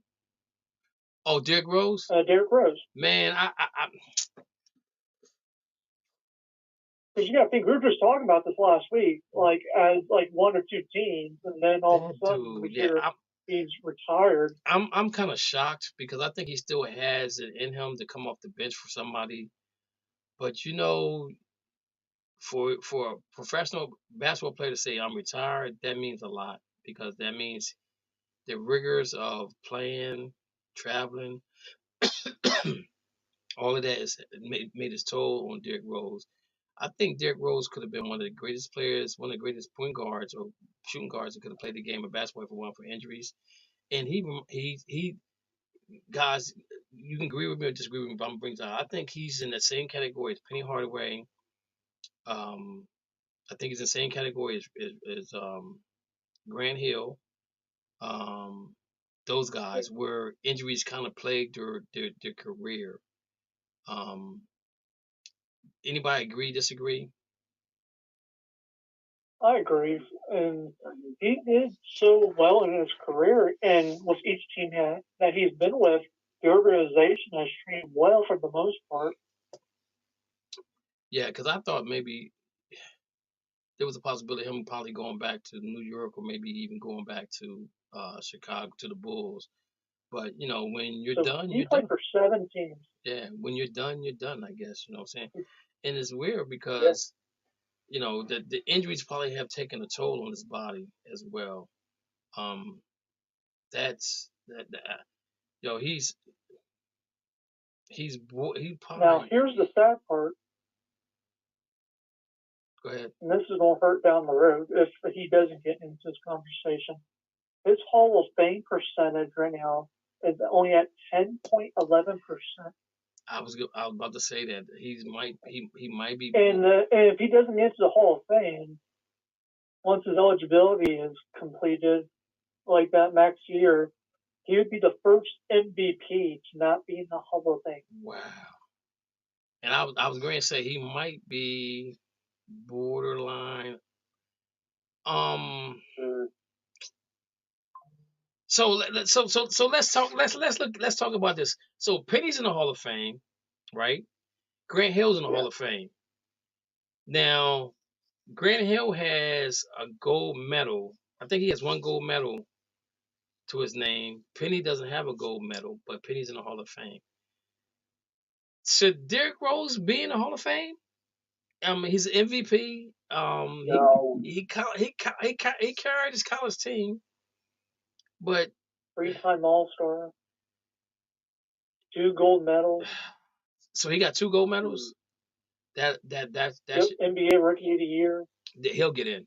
He'll get in with the 2 gold, definitely with them 2 gold medals. Okay, yeah, maybe you're right. For the simple fact that it's Basketball Hall of Fame, not the NBA Hall of Fame. A lot of people get that confused. So he'll probably he should get in. He should get in. And I think he'll probably get in more on sympathy points too than anything else because of all the injuries he had. And just think about how good the Bulls was. And Rich, you're a Bulls fan. How good he was when he was with Chicago. I mean, that dude was nice, man. I remember him going against D Wade and just shaking and baking and ducking on him, and I'm like, man, this dude's nice. So, Rich, give us your thoughts. Yeah, he was a killer. I mean, I think I'm glad to see D Rose go out on his own terms. Yeah. You know, he played 16 seasons in the NBA. Yeah, he was injured for a lot of them, or for a good portion of his career, but I still feel like, you know, he had a good career. You know, everywhere he went, he contributed. And he was a solid piece. You know, for the Bulls, he was phenomenal. The only problem he's not gotten that injury, I mean, potentially a couple of titles. But you just never, you know, you never know. You got to play the games, and I think D Rose is a great. I think he should be a Hall of Famer at some point. Just maybe not first ballot. The only problem I had was when he came out about this money situation where he's like, I gotta feed my family, I gotta feed my family, and you're already making what, $13-14 million a year. I gotta feed my family. I'm like, yo, what did he feed them? Like, that was a wrong quote for that. Yo, update, man. Atlanta Braves are in, and the Mets are in, and the Arizona Cardinals are out. Mets lost 3-0, and they won the first game 8-7. So Arizona Diamondbacks cannot repeat as the NHL, the National League. Go Braves! The National League champions for the World Series this year. So both teams have been eliminated that was in the World Series last year. So now we're down to see where this goes. So real quick, it should show. Where's that here? Okay. Also, real quick, D Rose, he did this for every local team's paper. He added a whole entire page dedicated to a thank you to each organization he played for. That's cool. He's a good dude. So he did for Chicago, New York, Cleveland, Minnesota, Detroit, and Memphis. So that's a good dude. So, and weird fact is, he did play with D Wade in Cleveland back when Cleveland had that quick stunt with all those veteran powerhouses for like 30 days. Yeah, that's when Boston smacked him around and he got traded everybody. Oh my God. Tuesday, October 1st, 2024. Hey, just real quick, Pete Rose they just announced Pete Rose passed away. Yeah. Oh wow. Yeah, I'm just reading it right now. Wait, who just passed away? Pete Rose. Pete Rose. It just came over. This came. Oh wow. Hey, real quick. Wow. I actually met with Pete Rose back in December. I met him at a Comic-Con. Wow. And we got a photo together, and he looked at my green fancy suit I usually wear at the big sporting events I go to, which I know some of you guys have seen. Mm-hmm. And he actually made an offer to me. and I politely declined because I've had so many people offer me money on that suit because it looks like the Masters jacket. Mm-hmm. Yeah, and he offered around $50,000, and I politely declined. And he said I looked like a leprechaun and a golfer at the same time. And we got the photo together too. And he wanted both of his hands on me because he wanted that good luck. Oh my goodness! Wow, Pete Rose. I watched they let him go in the Hall of Fame. I'll make you a post that tonight. Now watch they let him in the Hall of Fame now. Another great baseball player. Mr. Hustle. Mr. Hustle, man. You gotta give it to him, man. He should have been in. Yeah, he should have been in. I think he had an opportunity just recently, but then that situation with this young girl he's supposed to have dated, I think that knocked him out of it again. But again, if you think about it, you look at the Hall of more so baseball, because baseball has been around the longest. If you go in the Baseball Hall of Fame, I guarantee you can find somebody in there that did some crazy stuff, something worse than what Pete Rose did. I mean, you look at you look at Babe Ruth and all the craziness that he was doing. You know what I'm saying? And he got in the Hall of Fame. So I mean, and Pete Rose never betted on his team. He never ever betted on his team. He betted on other teams when it came to baseball. You know what I'm saying? And I get it. You know, you ain't supposed to bet on him, but again, that should not stop him from getting in the Hall of Fame because the way he played on the field, everybody would want to have a Pete Rose on their team. Everybody would. Yeah. Everybody would. So rest in peace, Pete Rose, Mutombo. You guys made the world a better place than what it was before you got here. In baseball, Tuesday, October 1st, yeah, 2024. Dana, where you been? 83 years old. Detroit is at Houston tomorrow at 2:30. Kansas City's at Baltimore at 4 p.m. New York's at Milwaukee at 5:30. Atlanta at San Diego at 8:30. On Monday, Tuesday. Wednesday, you got Detroit at Houston again. Kansas City at Baltimore. New York and that's a best out of 3 series, right, guys? Nobody knows. Hello? Everybody's out What there. was that question? I said the best out of 3, right? Yeah. Okay. Yeah. So there you go, baby. There you go, ladies and gentlemen. You have it. The MLB schedule is baseball in October.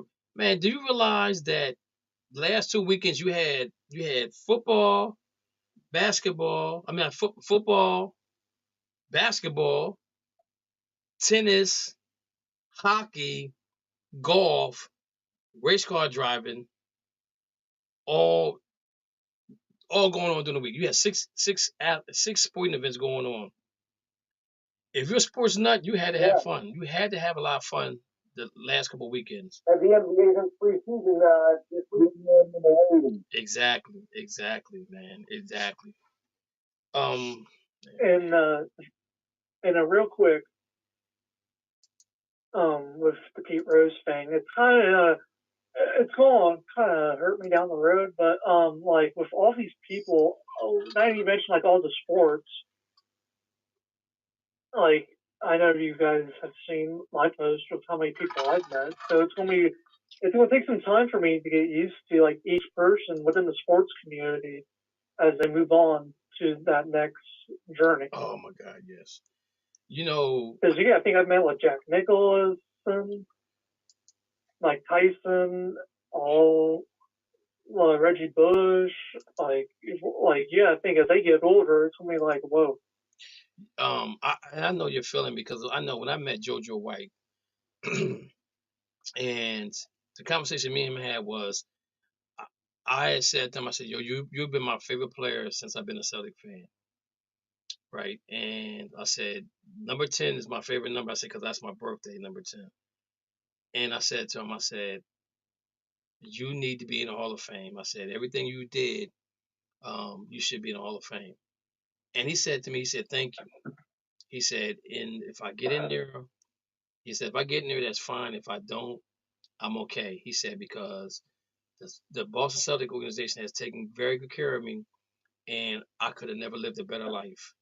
I think Dana, you was on the Dana might have been on Dana and Mo. Y'all might have been on the show. No, Mo wasn't on the show. Dana, you might have been on the show with me when I got the text message that he had passed away, and I was like hurt. Yeah, I was on the show. I was really hurt behind that because whenever you get an opportunity to meet your sports idol and just have a conversation with him, man, that is the best thing in the world, man. I mean, just to have a conversation with him was incredible. That's man. Like with me, my sports idol is growing up, especially in high school, because I knew him as a podcaster, not as a boxer. And that's Mike Tyson. And when I met Mike Tyson back in December,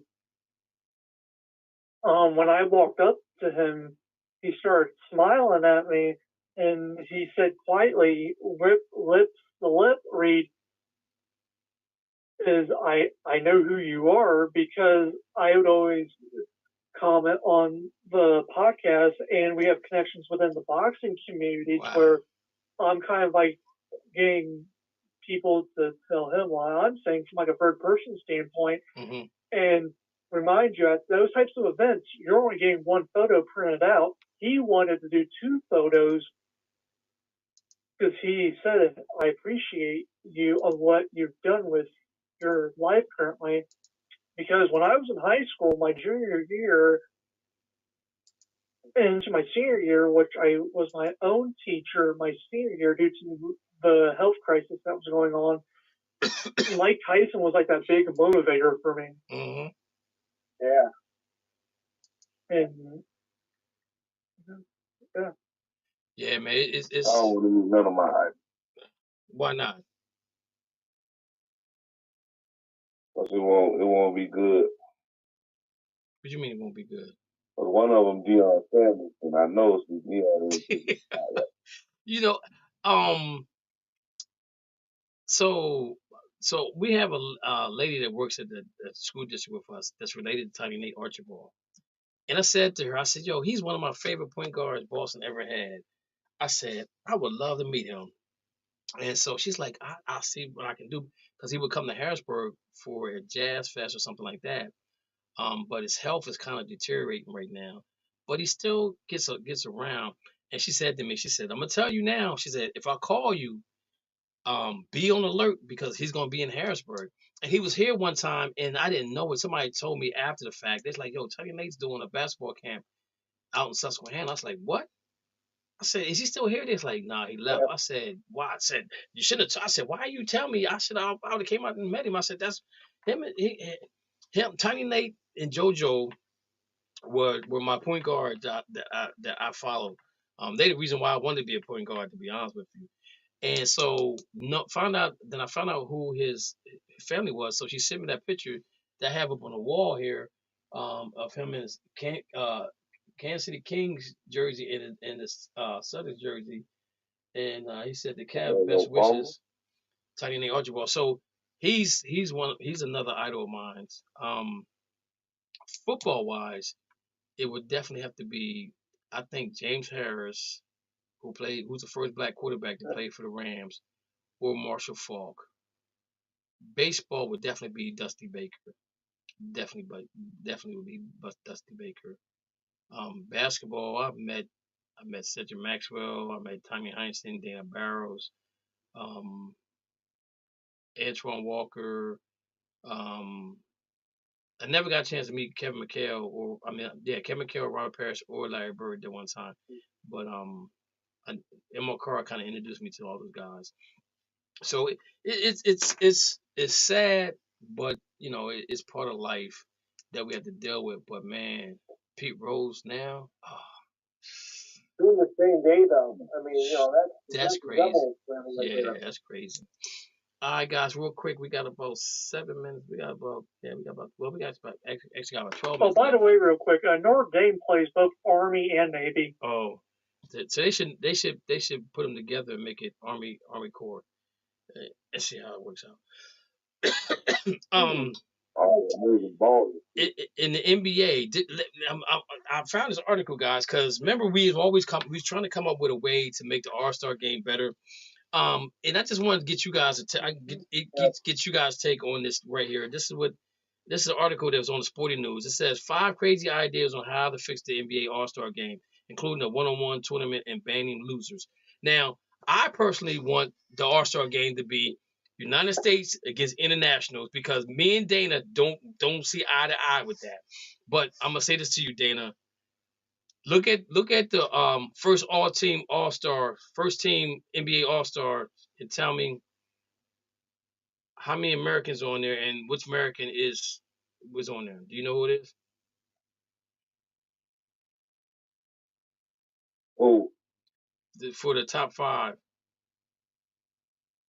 all NBA team. Oh, you know who won? That's my guy, Joker. Yeah, but you know who else is on that team? There's only one American on it. There's only one American on that team. You know who that is? LeBron. No. Gotta be LeBron or Steph. No. Mo, you want to tell him? Wow. Mo, you want to tell him? It may come better from you than me. Oh, that little Celtics game.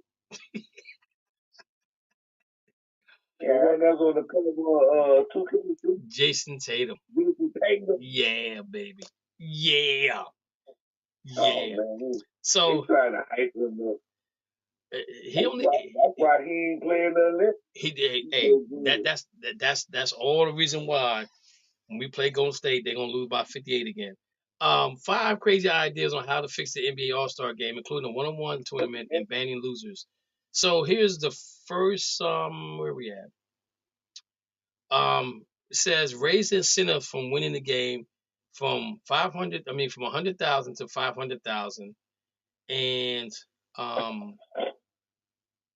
it says here, okay, the magic number would be 500,000 per game for the winner team. The current structure of the All-Star game now is 100,000. The winner team, the winning team, for the winning team, and the losing team gets 25,000. Team bump the winning number up to 500 more grand.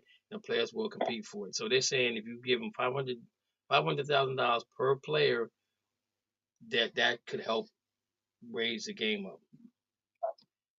I don't know about that one, but money does drive people. Move the game to the end of the year. I don't agree with that because unless you're gonna play less games, why play? I mean, and it says here the big issue of the All-Star game is that players need to rest and don't want to risk injury. Kobe Bryant addressed this issue head on during an appearance on the Knuckleheads podcast back in 2019. Guys play hard as a pickup game at UCLA, and it's 8 billions of people watching. Moving the game to the summer would remove the need for the rest for the equation. Players would be free to concentrate on the game, giving a better product. This would also lead to better selection. Some of the best players miss out of the game due to injuries at the start of the year. Having a full year of work could go off would give the honor to the most deserved players. Anybody agree with that one? Nobody agree with that one. Then it says, why hasn't LeBron James never been in dunk contest because he doesn't want to lose? It says, get NBA players out of dunk contest. The best dunkers in the world aren't in the NBA. There are various social media outlets spending their time perfecting creative dunks. Mac McClure had dominated the field for 2 years in a row, in part because of his honed-in dunking skills throughout the platforms. NBA players are repeating the same dunks over and over and over and over and over again, making the contest boring.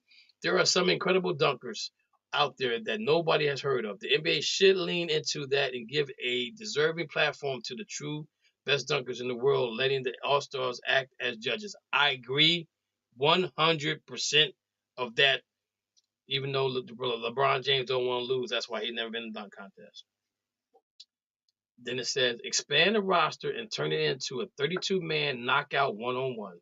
I like this too right here.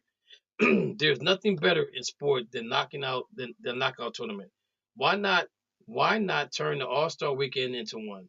Imagine seeing Steph Curry go one-on-one against Nikola Jokic or LeBron against Kevin Durant, squaring off. Players practice one-on-ones setting all the times in the summer. This would be a great opportunity to show how high skill level is across the league. I like that. That would be good. Then it says this right here. It says ban the loser from participating next year. Want to make the game a cutthroat? Change the format back to a draft. Then prevent anyone from losing team to be named an all-star next year game.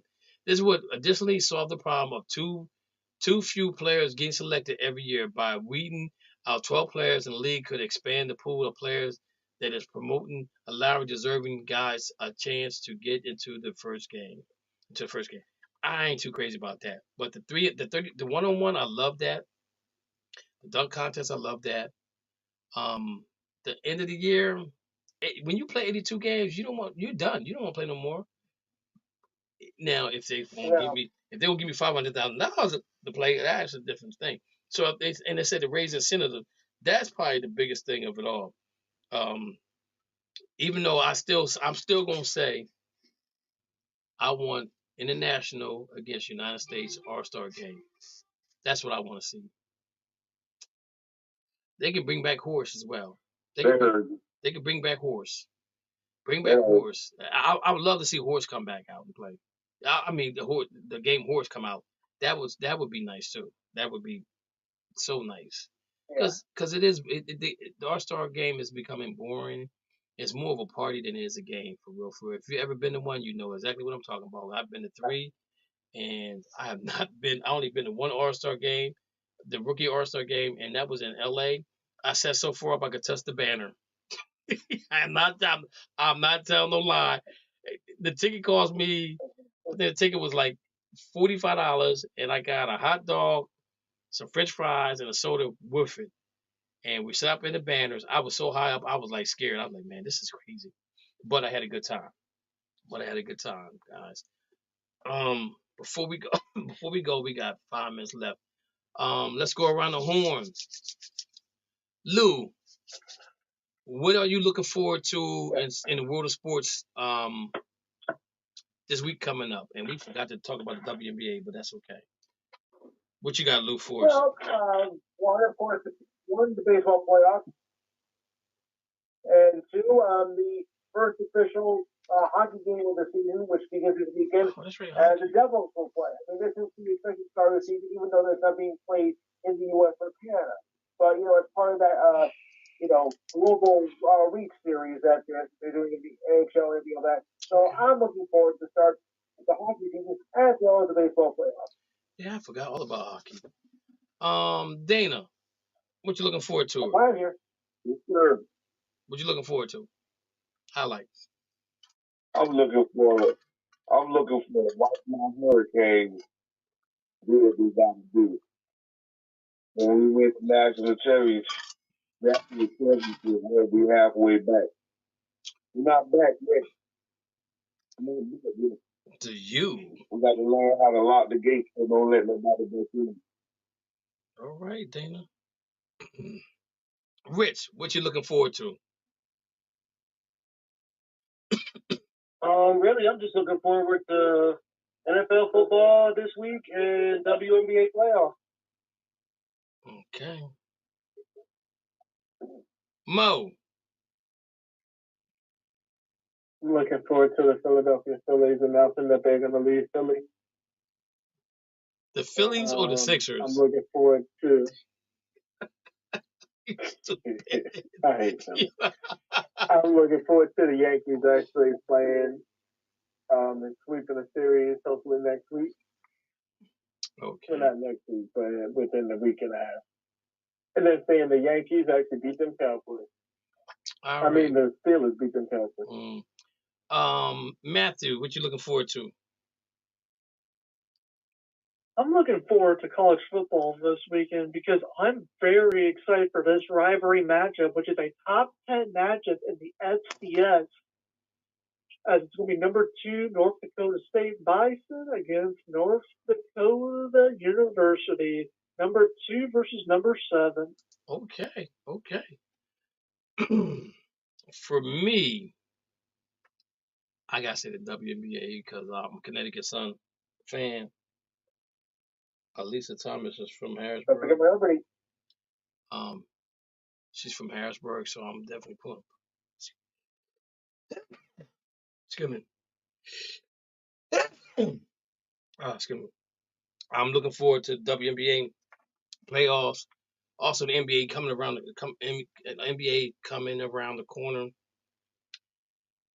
And I'm gonna say this: when it comes to baseball, that is the most anticipated game that plays. That's incredible. I would rather listen to baseball on the radio than watch it on TV because the Dodgers be giving me panic attacks. I swear they be giving me panic attacks sometimes. So I would love to listen to them on the radio instead of seeing it. I mean, this is just one of those things, man. Baseball was meant to be heard, not seen. To be perfectly honest with you guys, But hopefully, again, I'm UConn, Connecticut Suns. Let's do this thing. The New York Liberty might be the first team besides the soccer team to win a title in New York history since 2021. I think that's when the soccer team won. Prior to that, it was 2009, I believe it was. The Yankees the last one to win a title. So I'm a Suns fan, but I want the Suns to win. I need to go to Boston for a parade, and that if they're gonna take me to Boston for a parade, then I'm going to Boston for that parade as well. All right, guys. Thank you guys out. Thank you guys for hanging out with me again. This Monday night. Rich, did you get my inbox? Did you see my inbox message? Which one? Take a look at it, and I'll hit you up after this. Just answer it inside the inbox. Did you see my Christmas present? Say what, Dana? Did you see my Christmas present yet? No, I didn't. I'm gonna do it this weekend, man. I've been busy. I've been so busy. I know. But I did get the package. So I'm gonna post it. I'm gonna put it on the package, and actually it's still in Christmas paper wrapper. Oh man. What was that? It's still it's still in the paper, the Christmas paper. It came back. The box is still all together and everything like that. So, all right, guys, man. Enjoy the games tonight. Enjoy the games tonight, man. You guys, God bless and be safe out there. And I'll be talking to you guys next Monday for the three that stayed on and watched this. Next time, give us a call, 512-546-4662. I'm sorry, 512-543-4662 is the number to call in. And if you call in, make sure you bring a friend. So let's enjoy this Monday Night Football. Where is my outro? Hey everybody, I want to. That's the wrong one. I thought I got rid of this thing. I know you're gonna dig this. Thank you for listening to the Just Us Sports Talk Show. You have been entertained in the sports world by KNICKS from Harrisburg, Pennsylvania, the small city with a large heart. Dana the Hater Clark from St. Petersburg, Florida, and Murray E. Baskerville from Gotta Be More Careful, Baltimore, Maryland. Remember, we throw stones and we do live in glass houses. Big-time players make big-time plays and big-time games. Stay ready to be ready.